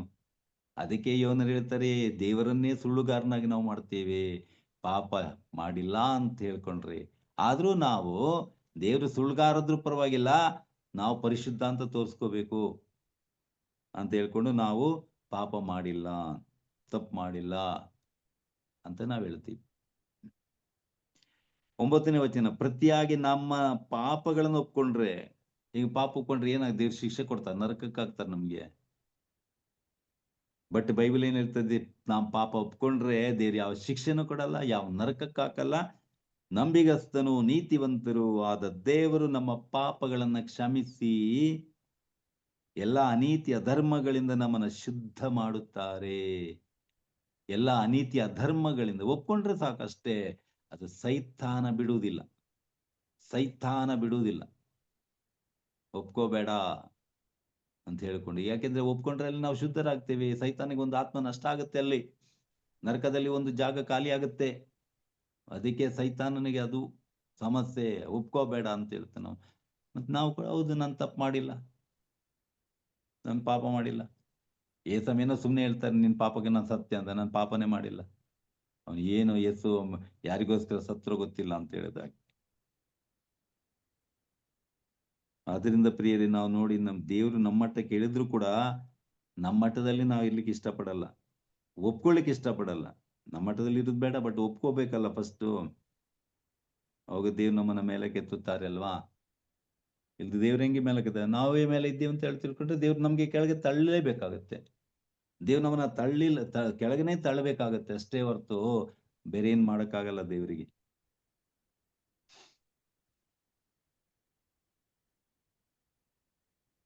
ಅದರಿಂದ ಈಗ ಅದಕ್ಕೆ ನಮಗೆ ಬ್ಯಾಪ್ಟಿಸಮ್ ಯಾಕೆ ಅಗತ್ಯ ಅಂತ ಯೇಸು ತೋರಿಸ್ಕೊಟ್ಟಿದ್ದಾರೆ ನೋಡಿ. ನಮ್ಮ ಜೀವಿತದಲ್ಲಿ ಜ್ಞಾನಸ್ನಾನ ದೀಕ್ಷಾಸ್ನಾನ ಅಗತ್ಯ ಏನಂತ ಹೇಳಿದ್ರೆ, ಅಲ್ಲಿ ಯೌವನರ ದೀಕ್ಷಾಸ್ನಾನ ಏನಕ್ಕೆ ಬೇಕಾಗಿತ್ತು ಅಂತ ಹೇಳಿದ್ರೆ, ಪಾಪ ಜೀವಿತ ಬಿಟ್ಟು ಇನ್ನು ಮುಂದೆ ಹೊಸ ಜೀವಕ್ಕೆ ಕಾಲಿಡ್ತೀವಿ, ಹೊಸ ಜೀವಿತ ಇನ್ ಮುಂದೆ ಪಾಪ ಜೀವಿತ ಬೇಡ ನಮಗೆ ಅಂತ. ಅದಕ್ಕೆ ಅಲ್ಲಿ ಒಂದು ಯೌವನರು. ಅದರಿಂದ ಇವತ್ತು ನಮ್ಗೆ ಬ್ಯಾಪ್ಟಿಸಮ್, ಅದಕ್ಕೆ ನಾವು ಏನಾಗ್ತದೆ ಅಂತ ಹೇಳಿದ್ರೆ, ಬ್ಯಾಪ್ಟಿಸಮ್ ನಲ್ಲಿ ನಮ್ಮಲ್ಲಿ ಅದ್ಭುತವಾದ ಬದಲಾವಣೆಗಳು ನಮ್ಮಲ್ಲಿ ಆಗುತ್ತದೆ. ಬದಲಾವಣೆಗಳು. ಕೊಟ್ಟಿಗೆಯಲ್ಲಿ ಹುಟ್ಟಿದ ಯೇಸು, ದನದ ಕೊಟ್ಟಿಗೆಯಲ್ಲಿ ಕಲ್ವಾರಿ ಮೇಲೆ ಗುಡ್ಡ ಸತ್ತ ಯೇಸುವನ್ನ ನಮ್ಮ ಸ್ವಂತ ರಕ್ಷಕ ಅಂತ ಸ್ವೀಕಾರ ಮಾಡಬೇಕಾದ. ಕೆಲವು ಸತಿ ನಮ್ಗೆ ಇದು ಒಂಥರ ಅವಮಾನದ ವಿಷಯ ಅಂತ ತಿಳ್ಕೊಬಹುದೇನು, ಕ್ರಿಶ್ಚಿಯನ್ ಆಗೋದೊಂದು ಅವಮಾನದ ವಿಷಯ ಅಂತ, ಇನ್ಸಲ್ಟ್ ಅಂತ ತಿಳ್ಕೊಳ್ತೀನಿ. ಯಾಕೆ ನಮ್ಮ ಶಿಲುಬೆ ಉಂಟಲ್ಲ, ಕೇಳ್ತಾರೆ ಯಾಕೆ ಶಿಲುಬೆ, ಏಸ್ವಾಮಿ ಶಿಲುಬೆ ಮೇಲೆ ಸತ್ರು, ಅವರನ್ನ ಶಿಲುಬೆಗೆ ಹಾಕಿದ್ರಾ, ಕಳ್ಳರ ಮಂದೆ ಹಾಕಿದ್ರಾ, ನಿಮ್ಮ ಏಸೊಬ್ಬ ಕಳ್ಳನಾ ಅಂತೇಳಿ ಕೆಲವರಿಗೆ ಶಿಲ್ಬೆ ತೋರ್ಸೋದ್ ಬೇಡ, ಇನ್ಸಲ್ಟ್ ಅವಮಾನ ಅಂತ ನಾವು ತಿಳ್ಕೊಳ್ತೇವೆ. ಚಾಟಿಯಿಂದ ಹೊಡೆಯಲ್ಪಟ್ರು, ಕೊಟ್ಟಿಗೆಯಲ್ಲಿ ಹುಟ್ಟಿದ್ರು, ಕೊಟ್ಟಿಗೆ ದನದ ಕೊಟ್ಟಿಗೆ. ನಾನು ಯಾವತ್ತೂ ಹೇಳುದು ದನದ ಕೊಟ್ಟಿಗೆ ಮಾಡ್ರಿ, ಒಂದು ಕ್ರಿಬ್ ಮಾಡ್ರಿ ಅಂತ. ತುಂಬಾ ಜನ ಮಾಡಕ್ ಬೇಡ, ಯಾಕೆಂತ ಹೇಳಿದ್ರೆ ಅಲ್ಲಿ ಸಮಸ್ಯೆ ಆಗುತ್ತೆ. ನಾವು ಕ್ರಿಬ್ ಮಾಡಿದ್ರೆ, ಕೊಟ್ಟಿಗೆ ಮಾಡಿದ್ರೆ ಬಹಳ ಸಮಸ್ಯೆ ಆಗುತ್ತೆ, ಗೊತ್ತೈತಲ್ಲ. ಅದಕ್ಕೆ ನಮಗೆ ಕ್ರಿಬ್ ಮಾಡಕ್ ಬೇಡ. ಕ್ರಿಬ್ ಮಾಡಿದ್ರೆ ನಾವು ಅಲ್ಲಿ ಸತ್ಯನ ಒಪ್ಕೊಂಡಾಗೆ ಆಗುತ್ತೆ. ಏಸಂ ಕೊಟ್ಟಿಗೆಯಲ್ಲಿ ಹುಟ್ಟಿದ್ರು, ಬೇರೆಯವ್ರು ಕೇಳ್ತಾರೆ ಏಸಂ ಕೊಟ್ಟಿಗೆಯಲ್ಲಿ ಹುಟ್ಟಿದ್ರು, ಮತ್ತೆ ನಿಮ್ಗೆ ಯಾಕೆ ಇದು ಐಷಾರಾಮದ ಜೀವನ ಅಂತ ಕೇಳಿದ್ರೆ ಕೊಟ್ಟಿಗೆನೆ ಬೇಡ ನಮಗೆ. ಅವಾಗ ನಾವು ನಮ್ಮ ಐಷಾರಾಮದ ಜೀವನ ಸಮರ್ಥನೆ ಮಾಡ್ಲಿಕ್ಕಾಗುತ್ತೆ ನಮಗೆ. ಓ ದೇವರು ಅಂತ ಮಹಿಮಾ ಸಿಂಹಾಸನದಲ್ಲಿದ್ದಾರೆ ಅಂತ ಆತರ ಉಲ್ಟಾ ಚರ್ಚೆ ಮಾಡ್ಬೋದು ನಾವು. ಏನ್ರಿ ನಿಮ್ದು ಐಷಾರಾಮದ ಜೀವನ? ನಮ್ ದೇವ್ರು ಹಾಗೇ ರೀ, ನಮ್ ದೇವ್ರು ಮಹಿಮೆಯಲ್ಲಿದ್ದಾರೆ, ಸ್ವರ್ಗದಲ್ಲಿ ಬಹಳ ಎಂಜಾಯ್ ಮಾಡ್ತಿದ್ದಾರೆ, ಅದಕ್ಕೆ ನಮ್ದು ಐಷಾರಾಮದ ಜೀವನ ಇಲ್ಲಿ ಅಂತ. ಕೊಟ್ಟಿಗೆಲ್ಲ ಅಂತ ಹೇಳಿದ್ರೆ ನಿಮ್ ದೇವ್ರು ಕೊಟ್ಟಿಗೆಲ್ಲಿ, ನೀವೇ ಹಾಕ್ರಿ ಸುಖದ ಸೋಪಾನದಲ್ಲಿ. ಅವಾಗ ಏನು ಉತ್ತರ ಕೊಡೋದು? ಅದಕ್ಕೆ ದಂದ ಕೊಟ್ಟಿಗೆನೆ ಬೇಡ, ಕ್ರಿಬ್ಬೆ ಮಾಡೋದು ಬೇಡ. ಅದಕ್ಕೆ ಟಿ ಕೆ ಜಾರ್ಜ್ ಅವ್ರದ್ದು ಹಾಡು, ನನಗೇಕೆ ದೇವಾ ಸುಖದ ಸೋಪಾನ, ನನಗೇಕೆ ದೇವಾ ಅರಮನೆಯು. ಸುಖದ ಸೋಪಾನ ಅರಮನೆ ನನಗೆ ಯಾಕೆ, ನಿನ್ ಕೊಟ್ಟಿಗೆಯಲ್ಲಿ ಹುಟ್ಟಿದ್ಯಾ? ಅದಕ್ಕೆ ಕೊಟ್ಟಿಗೆಯಲ್ಲಿ ಹುಟ್ಟಿದ ಯೇಸುವನ್ನ ಗುರ್ತಿಸ್ಕೊಳ್ಳಿಕ್ಕೆ ಅವರ ಜೊತೆ ನಮಗೆ ಬೇಡ. ಇಲ್ಲ ನಾವು ಲೈಫ್ ನಮ್ದು ಹಂಗೆ, ಕೊಟ್ಟಿಗೆ ನಮ್ಮ ಮನೆ ಸಿಂಪಲ್ ಆಗಿರ್ಬೇಕು, ಜೀವನ ಸಿಂಪಲ್ ಆಗಿರ್ಬೇಕು, ಐಫೈ ಜೀವನ ಬಯಸೋರು ಇದೆಲ್ಲ ಮಾಡಕ್ಕಾಗತ್ತ? ಅದಕ್ಕೆ ಯೇಸು ಜೊತೆ ಒಂದೊಂದ ತಿಳ್ಕೊಳ್ಳೋ ಒಂಥರ ನಾಚಿಕೆ. ಶಿಲುಬೆ ಮೇಲೆ ಸತ್ತ ಯೇಸು, ಅಯ್ಯೋ ಅವ್ರು ಸತ್ರು ನಾವೇನ್ ಸಾಯ್ಬೇಕಾ, ಬೇಡಪ್ಪ ನಾವು ಎಂಜಾಯ್ ಮಾಡೋಣ ಲೈಫ್ ಅಂತ. ಅವ್ರು ಯಾತನೆ ಪಡ್ಕೊಂಡ್ರೆ ನಮ್ಗೆ ಯಾಕೆ ಬೇಕು, ಅವ್ರ ಸಾಹಸನೇ ಬೇಡ ಅಂತ. ಅದರಿಂದ ಕೆಲವರು ಶಿಲುಬೆ ಇಟ್ಕೊಳ್ಳಿಕ್ಕೂ ಏನೇನೋ ಕಾರಣ ಕೊಡ್ತಾರೆ. ಕೆಲವು ತುಂಬಾ ಮನೆಗಳಲ್ಲಿ ಶಿಲುಬೆ ಇರುವುದಿಲ್ಲ. ನಾನು ಕೇಳ್ತಾ ಇರ್ತೇನೆ ಶಿಲುಬೆ ಹಾಕಿಲ್ಲ ಅಂತ. ಅವ್ರ ಹಂಗಂದ್ರೆ ಇವ್ರ ಹಂಗಂದ್ರು. ಶಿಲುಬೆ ಇಟ್ಕೊಂಡ್ರೆ ನಮಗೆ ಬಹಳ ಇದಂತೆ, ಒಳ್ಳೆ ಕೆಟ್ಟದಾಗತ್ತೆ ಅಂತೆ. ಅಲ್ಲ, ಕೆಟ್ಟತನ ಯಾತನೆ ನೋವು ನಮ್ಮ ಅಪ್ಪ ಜೀಸಸ್ ಅಷ್ಟು ನಮ್ಗೆ ಒತ್ಕೊಂಡ್ರು. ಅಂದ್ರೆ ತಾಯಿ ಫೋಟೋ, ಕೆಲವು ಮಕ್ಕಳು ನೋಡಿ ತಾಯಿ ಚೆನ್ನಾಗಿಲ್ಲ ಅಂತ ಹೇಳಿದ್ರೆ ತಾಯಿದ್ದು ಫೋಟೋನು ಬೇಡ, ಎಂತ ಬೇಡ, ನೋಡಿ ಚೆನ್ನಾಗಿಲ್ಲ ನಮ್ಮ ಮಮ್ಮಿ, ತೋರ್ಸೋಕು ಬೇಡ ಯಾರಿಗೂ, ಸ್ಕೂಲ್ ಹತ್ರ ಬರಬೇಡ ನೀನು ಅಂತಾರೆ ಮಕ್ಕಳು. ನೀನು ಈ ಹಾಳು ಮುಖ ತೋರ್ಸೋಕೆ ನಮ್ ಸ್ಕೂಲ್ ಹತ್ರ ಬರೋದ್ ಬೇಡ, ನೀನು ನಮ್ಮ ಆಫೀಸ್ ಹತ್ರ ಬರಬೇಡ, ನೀನು ನೋಡಿದ್ರೆ ಏನಂತಾರೆ, ನಿನ್ ಏನ್ ನೋಡೋದು, ನಿನ್ ಅಂದ ಚಂದ ಯಾವ್ದಿಲ್ಲ ನಿನ್ನಲ್ಲಿ. ಹಾಗೆ ಯಶಪ್ರಭು ಹೇಳಿದಾಗೆ ಅಂದ ಚಂದ ಆತನಲ್ಲಿ ಇಲ್ಲ ಅಂತ ಯೇಸು ನಮ್ಗೆ ಬೇಕಾಗಿಲ್ಲ.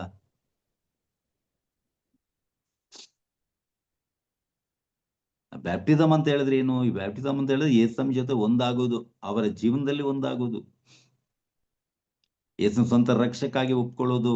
ಅಂದ್ರೆ ಅವರ ಯಥಾ ಸ್ಥಿತಿಯಲ್ಲಿ ಅವ್ರನ್ನ ಸ್ವೀಕಾರ ಮಾಡುವಂತದ್ದು. ನಾವು ಕೊಟ್ಟಿಗೆಯಲ್ಲಿ ಇರ್ತದೆ ಕೊಟ್ಟಿಗೆ, ಕಲ್ವಾರಿ ಗುಡ್ಡ ಆದ್ರೆ ಕಲ್ವಾರಿ ಗುಡ್ಡ, ಗೆಸವೆನಿ ತೋಪು ಆದ್ರೆ ಗೆಸವೆನಿ ತೋಪು, except Jesus as he is in our life. ಹಾಗೆ ಸ್ವೀಕಾರ ಮಾಡಿ. ಬೇಡ ಅಂದ್ರೆ ಬ್ಯಾಪ್ಟಿಸಮ್, ಅದಕ್ಕೆ ನಾವು ಹೇಳ್ತಿರೋದು ಬ್ಯಾಪ್ಟಿಸಮ್ ಬರೀ ನೀರು ಒಯ್ದು ಕೂಡಲೇ ಆಗಲ್ಲ. ಬ್ಯಾಪ್ಟಿಸಮ್ ನಿಜಾರ್ಥ ಅಂತ ಹೇಳಿದ್ರೆ ಯೇಸುವನ್ನ ನಾವು ಸ್ವೀಕಾರ ಮಾಡೋದು, ನಮ್ಮ ಮಟ್ಟಿಗೆ ಹೇಳಿದ ಯೇಸುವನ್ನ ನಾವು ಇದ್ದಾಗೆ ಸ್ವೀಕಾರ ಮಾಡುವುದು, ಅವರ ಜೊತೆ ನಾವು ಒಂದಾಗುವುದು, ಅವನ ಸ್ವಂತ ರಕ್ಷಕ ಅಂತ ನಾವು ಸ್ವೀಕಾರ ಮಾಡುವಂತ.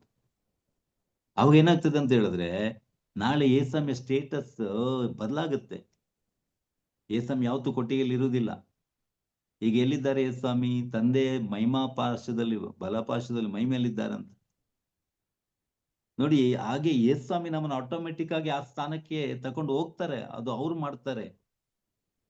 ನಾವು ಅವರ ಮಟ್ಟಕ್ಕೆ ಇಳಿದ್ರೆ ಸಾಕು, ಅವ್ರ ಜೊತೆ ಒಂದಾದ್ರೆ ಸಾಕು, ನಾಳೆ ಆಟೋಮೆಟಿಕ್ ಅವ್ರ ಜೀವನದಲ್ಲಿ ಏನ್ ಆಗುತ್ತೆ ಅದೆಲ್ಲ ನಮ್ಗೆ ಸಿಗುತ್ತದೆ. ಅದಕ್ಕೆ ದೀಕ್ಷಾಸ್ಥಾನ ಅಂತ ಹೇಳಿದ್ರೆ ಅದು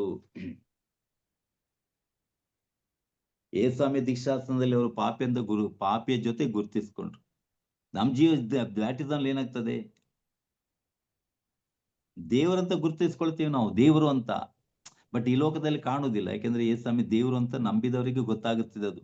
ಅದಕ್ಕೆ ಯೋಹನ ಹೇಳ್ತಾರೆ, ಯೋಹನನ ಶುಭ ಸಂದೇಶ 1:12 ಯಾರ್ಯಾರು ಯೇಸುವನ್ನ ಬರ ಮಾಡಿಕೊಂಡ್ರು, ಯಾರ್ಯಾರು ಯೇಸುವನ್ನ ಸ್ವೀಕಾರ ಮಾಡ್ಕೊಂಡ್ರು, ಯಾರ್ಯಾರು ಯೇಸುವಲ್ಲಿ ಬ್ಯಾಪ್ಟಿಸಮ್ ಒಂದಾದ್ರು ಅವರಿಗೆ ದೇವರ ಮಕ್ಕಳಾಗುವ ಹಕ್ಕು, ಅಧಿಕಾರ, ರೈಟ್ಸ್ ಯೇಸ್ವಾಮಿ ಕೊಟ್ರು ಅಂತ. ಅದರಿಂದ ಯಾರ್ಯಾರು ಯೇಸುವನ್ನ ಯಹೂದಿಯರು ಯಾರು ಬರ ಮಾಡ್ಕೊಂಡ್ರು? ಯಾರಿಲ್ಲ. ಆ ಕೊಟ್ಟಿಗೆ ಯಾರು ಹೋಗ್ತಾರ್ರಿ? 3 ರಾಯರು ಮಾತ್ರ ಹೋದ್ರು, ಯಹೂದಿಯರು ಯಾರು ಹೋಗ್ಲಿಲ್ಲ. ಕೊಟ್ಟಿಗೆಯಲ್ಲಿ ದೇವ್ರನ್ನ ನೋಡ್ಲಿಕ್ಕೆ ಹೋಗ್ತೀವ ನಾವು, ಕೊಟ್ಟಿಗೆ ಅಲ್ಲ. ಆ ಮಟ್ಟಿಗೆ ಇಳಿಲಿಕ್ಕೆ ಯಾರು ತಯಾರಿರ್ಲಿಲ್ಲ. ಅದೊಂದು ಇನ್ಸಲ್ಟ್, ಅವಮಾನ. ಕೊಟ್ಟಿಗೆಯಲ್ಲಿ ಹುಟ್ಟಿದಂತ ಯೇಸು ದೇವ್ರಂತ ಒಪ್ಕೊಳ್ಳೋದೇ ಒಂಥರ ಅವಮಾನ. ಶಿಲುಬೆಯಲ್ಲಿ ಸತ್ತ ಯೇಸು ದೇವ್ರಂತ ಹೇಳೋದು ಮತ್ತೂ ದೊಡ್ಡ ಅವಮಾನ. ಅದಕ್ಕೆ ಯಾರು ಹತ್ರ ಹೋಗ್ಲಿಲ್ಲ. ಅಲ್ಲಿ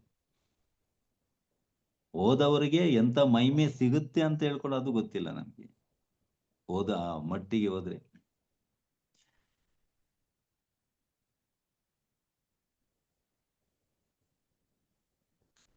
ಅದರಿಂದ ದೀಕ್ಷಾಸ್ಥಾನದಲ್ಲಿ ಏನಾಗ್ತದೆ ಅಂತ ಹೇಳಿದ್ರೆ ನಾವು ಯೇಸು ಸ್ವಾಮಿ ಜೊತೆ ಒಂದಾಗ್ತೀವಿ.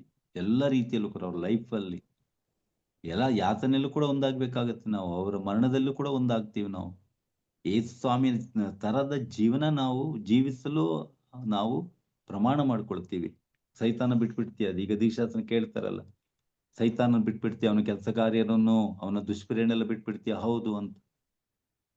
ನಮಗೂ ಬ್ಯಾಪ್ಟಿಸಮ್ ಅಂತ ಹೇಳಿದ್ರೆ ಆತರ ನಮ್ಗೂ ಇನ್ನು ಸೈತಾನಿಗೆ ಸಂಬಂಧನೇ ಇಲ್ಲ. ಯಾಕೆಂದ್ರೆ ನಮ್ ಸಂಬಂಧ ಇನ್ನು ಯೇಸು ಸ್ವಾಮಿ ಜೊತೆ. ಅದರಿಂದ ಈ ಲೋಕ ನಮ್ಮ ಪಾಲಿಗೆ ಸತ್ತಾಗೆ.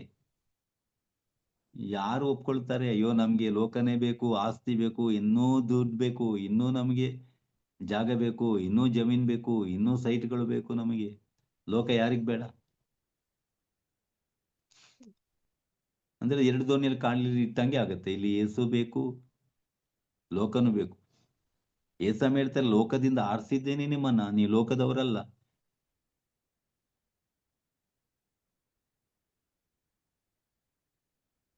ಇಲ್ಲಿ ಯೋವನ ತಮ್ಮ ಪತ್ರಿಕೆಯಲ್ಲಿ 1 ಯೋವನ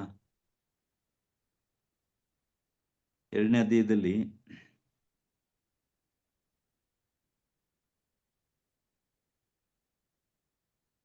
15ನೇ ವಚನ ನೋಡಿ, 2:15. ಲೋಕಕ್ಕೂ ಲೌಕಿಕವಾದವುಗಳಿಗೂ ನೀವು ಒಲಿಯಬಾರದು. ಲೋಕಕ್ಕೂ ಲೌಕಿಕವಾದವುಗಳಿಗೂ ನೀವು ಒಲಿಯಬಾರದು. ಈ ಲೋಕನ ಒಲಿದರೆ ಪಿತನಲ್ಲಿ ನಿಮಗೆ ಒಲವೂ ಇಲ್ಲ ಎಂದಾಯಿತು. ಅದರಿಂದ ಲೋಕದ ಆಡಂಬರ, ಬ್ಯಾಪ್ಟಿಸಮ್ ಅಂದ್ರೆ ಆತರ ನಾವು ಯಾರ ಜೊತೆ ಒಂದಾಗ್ತೀವಿ. ಈಗ ಮದ್ವೆ ಅಂದ್ರೆ, ಈಗ ಪೌಲ ಇದನ್ನ ಮದುವೆಗೂ ಹೋಲಿಸ್ತಾನೆ, ಗೊತ್ತಿದ್ದಲ್ಲ. ನಮ್ಮ ಯೇಸು ಮತ್ತು ನಮ್ಮ ಸಂಬಂಧ ಬ್ಯಾಪ್ಟಿಸಮ್ ನಲ್ಲಿ ಅದು ಗಂಡ ಹೆಂಡತಿಗೆ ಪೌಲ ಹೋಲಿಸ್ತಾನೆ. ಅದು ಎಫೆಸ ಪತ್ರಿಕೆಯಲ್ಲಿ ನಾವು ಕಾಣಬಹುದಲ್ವಾ? ಎಫೆಸ ಪತ್ರಿಕೆಯಲ್ಲಿ ಈಗ ಒಂದ್ಸತಿ ಮದ್ವೆ ಅಂದ್ಮೇಲೆ ಹೆಂಡತಿ ಎಲ್ಲ ಬಿಟ್ಟು, ಸಂಬಂಧ ಬಿಟ್ಟು ಬರ್ಬೇಕು ಗಂಡನ ಜೊತೆ ಅಲ್ವಾ? ಅವಳೇನು ಅವ್ರು ನನ್ನ ಫ್ರೆಂಡ್ಸು, ಇವ್ರ ಫ್ರೆಂಡ್ಸ್ ಎಲ್ಲ ಕರ್ಕೊಂಡ್ ಬರ್ತೀನಿ ಅಂತ ಹೇಳಕ್ಕಾಗತ್ತ? ನಾನ್ ಬೇಕಾದ್ರೆ ನೀನ್ ಬಾ, ಒಬ್ಳೆ ಬಾ ನೀನು. ಅವ್ರು ಇವ್ರು ಅಂತ ಹೇಳಿದ್ರೆ ಅಲ್ಲೇ ಇರುನಿ ಅಂತಾನೆ ಅವನು. ಬೈಬಲ್ ಕೂಡ ಹೇಳ್ತಾ ಇದೆ, ಅವರಿಬ್ರು ಒಂದು ಶರೀರ. ತಂದೆ ತಾಯಿಗಳನ್ನು ಬೇಕಾದ್ರೂ ಬಿಡ್ಬೋದು, ಗಂಡನ ಅಥವಾ ಹೆಂಡತಿಯನ್ನ ಬಿಡಕ್ಕಾಗಲ್ಲ, ಯಾಕೆಂದ್ರೆ ಇವರು ಒಂದು ಶರೀರ ಆಗಿರ್ತಾರೆ. ಅಪ್ಪ ಮಗ ಅಥವಾ ತಾಯಿ ಮಗಳು ಬೇರೆ, ಅದು ಒಂದು ಶರೀರ ಅಂತ ಹೇಳುವುದಿಲ್ಲ ಬೈಬಲ್. ಅವರು ಬೇರೆ ಬೇರೆ ಶರೀರ. ಬಟ್ ಇಲ್ಲಿ ಮದುವೆ ಆದ್ಮೇಲೆ ಗಂಡ ಹೆಂಡತಿ ಒಂದು ಶರೀರ. ಅದರಿಂದ ಇವಳು ಮದುವೆ ಆದ್ಮೇಲೆ ಇವನ್ ಜೊತೆನೆ ಬರಬೇಕು, ಅದು ಬೇಕು ಇದು ಬೇಕು, ಅದು ತರ್ತೀನಿ ಇದು ತರ್ತೀನಿ ಅಂತ ಹೇಳಿದ್ರೆ ಅದಕ್ಕೆಲ್ಲ ಒಲಿಬಾರ್ದು. ಮದುವೆ ಆದ್ಮೇಲೆ ನೀನ್ ಯಾವುದಕ್ಕೂ ಬೇರೆ ಒಲಿಯುವಂಗಿಲ್ಲ. ಅದು ಗಂಡನಷ್ಟೇ ಹೆಂಡತಿ ಅಷ್ಟೇ, ಬೇರೆ ಯಾವುದಕ್ಕೂ ಒಲಿಯುವಂಗಿಲ್ಲ, ಯಾರಿಗೂ ಒಲಿಯುವಂಗಿಲ್ಲ. ಆಸೆಗಳನ್ನೆಲ್ಲ ಬಿಡ್ಬೇಕಲ್ವಾ, ಇಲ್ದಿದ್ರೆ ಮದುವೆ ಆಗ್ಬೇಕು ನಿನಗೆ. ಬ್ಯಾಪ್ಟಿಸಮ್ ಯಾಕ್ಬೇಕು ಲೋಕ ಕೊಲಿಯುವುದಾದ್ರೆ? ಈಗ ಏಸಮಿ ಈ ಲೋಕದಲ್ಲಿ ಬರ್ಬೇಕಾದ್ರೆ ಸ್ವರ್ಗದ ಏನಾದ್ರೂ ತಂದ್ರ, ಅವರು ಸ್ವರ್ಗದ ಮಹಿಮೆ ತಂದ್ರ, ಸ್ವರ್ಗ ಸುಖ ತಂದು ಎಲ್ಲ ತಂದ್ಕೊಂಡು ಈ ಲೋಕ ಎಂಜಾಯ್ ಮಾಡಿದ್ರ? ಕೊಟ್ಟಿಗೆಲ್ಲೇ ಹುಟ್ಟಿದ್ರು ಅದಕ್ಕೆ. ಆ ಚಳಿ, ಆ ನಡುಗುದು ಅಲ್ಲಿ ನೋಡಿದ್ರೆ ಒಂದು ಹೆರಿಗೆ ಕೊಟ್ಟಿಗೆಲ್ಲ ಅಂತ ಹೇಳಿದ್ರೆ ಯೋಚನೆ ಮಾಡಿ. ಆ ಚಳಿಗಾಲದಲ್ಲಿ ಅಲ್ಲಿ ಬರೀ ಹುಲ್ಲಿತ್ತು, ಹುಲ್ಲಿನ ಅದೆಲ್ಲ ಯೋಚನೆ ಮಾಡ್ಕಲ್ಲ. ಅಂದ್ರೆ ಏಸ್ವಾಮಿ ಏನ್ ಗೊತ್ತಾಯಿ, ಅದೆಲ್ಲ ಬಿಟ್ಟು ನಮ್ ಜೊತೆ ಒಂದಾದ್ರು. ಸ್ವರ್ಗದ ಯಾವ್ದು ಒಲಿದ್ಕೊಂಡಿಲ್ಲ ಏಸ್ವಾಮಿ, ಎಲ್ಲ ಬಿಟ್ಟು ಬಂದ್ರು. ಹಾಗಾದ್ರೆ ನಾವು ಏಸ್ವಾಮಿ ಬೇಕಾದ್ರೆ ಲೋಕದ ಯಾವ್ದು ನಮ್ ಬೇಡ ಆಗ್ಬೇಕು. ಲೋಕಕ್ಕೆ ಒಲಿಯುವಂಗಿಲ್ಲ ನಾವು. ಅದಕ್ಕೆ 1 ಯೋವನ 2:15, ಲೋಕಕ್ಕೂ ಲೌಕಿಕವಾದವುಗಳಿಗೂ ನೀವು ಒಲಿಯಬಾರದು. ನನಗೆ ಇನ್ನೂ ಬೇಕು, ಪ್ರಪಂಚ ಬೇಕು, ಪ್ರಪಂಚದ ಸುಖ ಬೇಕು, ಎಂಜಾಯ್ಮೆಂಟ್ ಬೇಕು, ಡ್ರಗ್ಸ್ ಬೇಕು, ಇನ್ನಷ್ಟು ದುಡ್ಡು ಮಾಡಬೇಕು, ಇನ್ನಷ್ಟು ಜಾಗ ಸಂಪಾದನೆ ಮಾಡಬೇಕು. ನಾವು ಇಲ್ಲೆಲ್ಲ ನೋಡ್ತೀವಿ ಎಸ್ಟೇಟ್ ಏರಿಯಾದಲ್ಲಿ ಏನ್ರಿ 1000 ಎಕರೆ ಜಮೀನೆಲ್ಲ. ಅಲ್ಲಿ ಮೊನ್ನೆ ಒಂದು ಅಲಗೇಶ್ವರ ಚಾಪಲ್ ರಿನಿವಲ್ ಹೋಗಿದ್ದೆ, ನೋಡಿದ್ರೆ 2000 ಎಕರೆ ಜಮೀನು, 2000 ಎಕರೆ ಜಮೀನು, 2000 ಎಕರೆ. ಒಬ್ಬ ದೇವ್ರೆ, ಕೆಲವ್ರದೆಲ್ಲ 1000 ಗಟ್ಲೆ ಇನ್ನೂ ಬೇಕು ಇನ್ನೂ ಬೇಕಂತಾರೆ, ಇನ್ನೂ ಬೇಕು ಸಾಕಾಗಲ್ಲ ಅಂತ ಹೇಳ್ತಾರೆ ಅಲ್ವಾ. ಲೋಕ ಸಂಬಂಧವಾದ ದೈಹಿಕ ದುರೀಚ್ಛೆ, ಕಣ್ಣಿನ ಕಾಮುಕತನೆ, ಐಶ್ವರ್ಯದ ಅಹಂಭಾವ ಇಂಥವು ಪಿತನಿಂದ ಬಂದುದಲ್ಲ, ತಂದೆ ದೇವರಿಂದ ಬಂದುದಲ್ಲ, ಲೋಕದಿಂದಲೇ ಬಂದಿರುವುದು. ಇಂಥವ್ರು ಹೇಗೆ ಬ್ಯಾಪ್ಟಿಸಮ್ ತಗೊಳ್ತಾರೆ, ಏಸಮ್ ಜೊತೆ ಹೆಂಗ್ ಹೋಗಂತಾಗ್ತಾರೆ?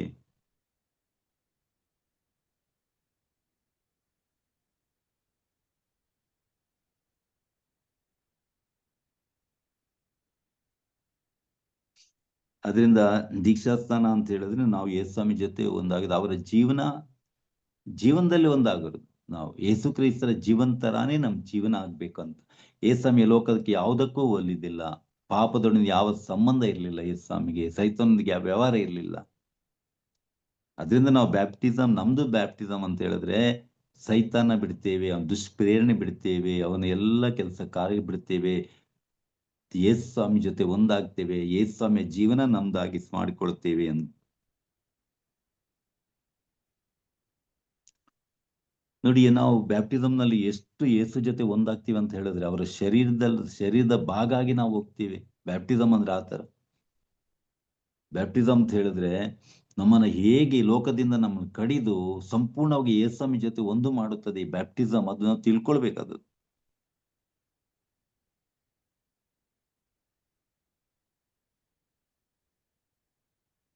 ಇದು ರೋಮಾಪುರ 11ನೇ ಅಧ್ಯಾಯದಲ್ಲಿ, ರೋಮಾಪುರ 11:17 ವಚನ. ಈಗ ಉತ್ತಮ ತಳಿಯ ಆಲಿವ್ ಮರದಿಂದ ಕೆಲವು ರೆಂಬೆಗಳನ್ನು ಕಡಿದು ಹಾಗೆ ಆ ತಾವಿನಲ್ಲಿ ಕಾಡು ಆಲಿವ್ ಮರದ ರೆಂಬೆಯನ್ನು ಕಸಿ ಮಾಡಲಾಗಿದೆ. ಅನ್ಯ ಜನರಾದ ನೀನು ಆ ಕಾಡು ಮರದ ರೆಂಬೆಯಂತಿರುವೆ, ಕಸಿ ಮಾಡುವುದರಿಂದ ರಸವತ್ತಾದ ಬೇರಿನಿಂದ ಈಗ ಪೋಷಣೆ ಪಡೆಯುತ್ತಿರುವೆ. ಅದರಿಂದ ಇಲ್ಲಿ ಬ್ಯಾಪ್ಟಿಸಮ್ ಅಂತ ಹೇಳಿದ್ರೆ ಏನ ಅಂತ ಹೇಳಿದ್ರೆ ಕಸಿ ಮಾಡಲಾಗಿದೆ. ಕಾಡು ಮರದ ರೆಂಬೆಯನ್ನ ಜಾತಿ ಮರದ ಕಾಂಡಕ್ಕೆ ಕಸಿ ಮಾಡಲಾಗಿದೆ. ನೀನು ಆ ಕಾಡು ಮರದ ರೆಂಬೆಯಂತಿರುವೆ, ಈಗ ಉತ್ತಮ ಜಾತಿಯ ಮರಕ್ಕೆ ನೀನು ಕಸಿ ಮಾಡಲ್ಪಟ್ಟಿರುವುದರಿಂದ ರಸವತ್ತಾದ ಬೇರಿನಿಂದ ಈಗ ಪೋಷಣೆ ಪಡೆಯುತ್ತಿರುವೆ. ಅದರಿಂದ ಒಂದು ಕಸಿ ಮಾಡೋದು, ಗ್ರಾಫ್ಟಿಂಗ್ ಮಾಡೋದು ನಾವು ನೋಡ್ತೀವಲ್ಲ, ಹೇಗೆ ಅದು ತಾಯಿ ಮರದಿಂದ ಬೇರ್ಪಟ್ಟು ಅದು ಹೊಸ ಮರದ ಭಾಗವಾಗಿ ಇರುತ್ತದೆ ಮತ್ತು ಒಳ್ಳೆ ಫಲ ಕೊಡ್ತದೆ. ಹೂ ಆದ್ರೂ ಬಹಳ ಒಳ್ಳೆ ಉತ್ತಮವಾದ ಹೂಗಳನ್ನು ಕೊಡ್ತವೆ. ಹಾಗೆ ನಾವು ಕಾಡು ಮರದಿಂದ ಕಡಿಯಲ್ಪಟ್ಟು ಈಗ ಉತ್ತಮ ತಳಿಗೆ ಏಸಮಿಗೆ ಜಾಯಿನ್ ಆದ್ರಿಂದ ಒಳ್ಳೆ ಫಲ ಕೊಡ್ತೇವೆ, ಕೊಡ್ಬೇಕು ಒಳ್ಳೆ ಫಲ. ಸಂತ ಭಕ್ತರು ಒಳ್ಳೆ ಫಲ ಕೊಟ್ರಲ್ವಾ? ಇಲ್ದಿದ್ರೆ ನಾವು ಕ್ರಿಶ್ಚಿಯನ್ ಅಂತ ಹೇಳ್ಕೊಂಡು ಏನ್ ಪ್ರಯೋಜನ ಆಗಲ್ಲ. ಬ್ಯಾಪ್ಟಿಸಮ್ ನಲ್ಲಿ ಯೇಸು ಕ್ರಿಸ್ತರ ಶರೀರದ ಭಾಗಗಳ ಮೇಲೆ ಯೇಸು ಕ್ರಿಸ್ತರ ಜೀವನ ನಮ್ದಾಗ್ಬೇಕು. ಈ ಪ್ರಕಾರ ಒಳ್ಳೆ ಅದಕ್ಕೆ ಹೇಳ್ತಾರೆ, ನಾನು ನಿಮ್ಮನ್ನು ಆರಿಸ್ಕೊಂಡಿದ್ದೀನಿ, ನೇಮಿಸಿದ್ದೀನಿ, ನಿಮ್ಮ ಫಲ ಶಾಶ್ವತವಾಗಿರುವಂತೆ ನೇಮಿಸಿದ್ದೀನಿ ಅಂತ ಯೋಹನ್ನರ ಗ್ರಂಥದಲ್ಲಿ ಎಸ್ಎಂ ಹೇಳ್ತಾರೆ. 16ನೇ ಅಂತ ಕಾಣುತ್ತೆ ಅಲ್ಲಿ. ಎಸ್ಎಂ ಹೇಳ್ತಾರೆ, ನಿಮ್ಮನ್ನು ನೇಮಿಸಿದ್ದೇನೆ, ಲೋಕಕ್ಕೆ ಹೋಗ್ಬೇಕು, ಸಫಲರಾಗ್ಬೇಕು, ನಿಮ್ಮ ಫಲ ಶಾಶ್ವತವಾಗ್ಬೇಕು ಅಂತ. ನಾನೇ ದ್ರಾಕ್ಷ ಬಳ್ಳಿ, ನೀವು ಅದರ ಕೊಂಬೆಗಳು. ಆದ್ರಿಂದ ನಾವು ಯೇಸ್ವಾಮಿಯ ದ್ರಾಕ್ಷ ಬಳ್ಳಿ ಕೊಂಬೆಗಳಾದ್ರಿಂದ ಉತ್ತಮವಾದಂತ ಫಲ ಕೊಡ್ಲಿಕ್ಕೆ ಶಕ್ತರಾಗ್ಬೇಕು. ಫಲ ಅಂತ ಹೇಳಿದ್ರೆ ತಿನ್ನು ಹಣ್ಣು ಹಂಪಲಲ್ಲ. ಫಲ ಅಂತ ಹೇಳಿದ್ರೆ ಶಾಂತಿ, ಪ್ರೀತಿ, ಕ್ಷಮೆ, ದಯೆ, ಕರುಣೆ, ಸೇವೆ, ಅನುಕಂಪ, ಇಂಥ ಆಧ್ಯಾತ್ಮಿಕವಾದಂತ ಅತ್ಯುತ್ತಮವಾದಂತ ಗುಣಲಕ್ಷಣಗಳು, ಯೇಸುತ್ತರ ಗುಣಗಳು ನಮ್ದಾಗ್ಬೇಕು ಅಂತ.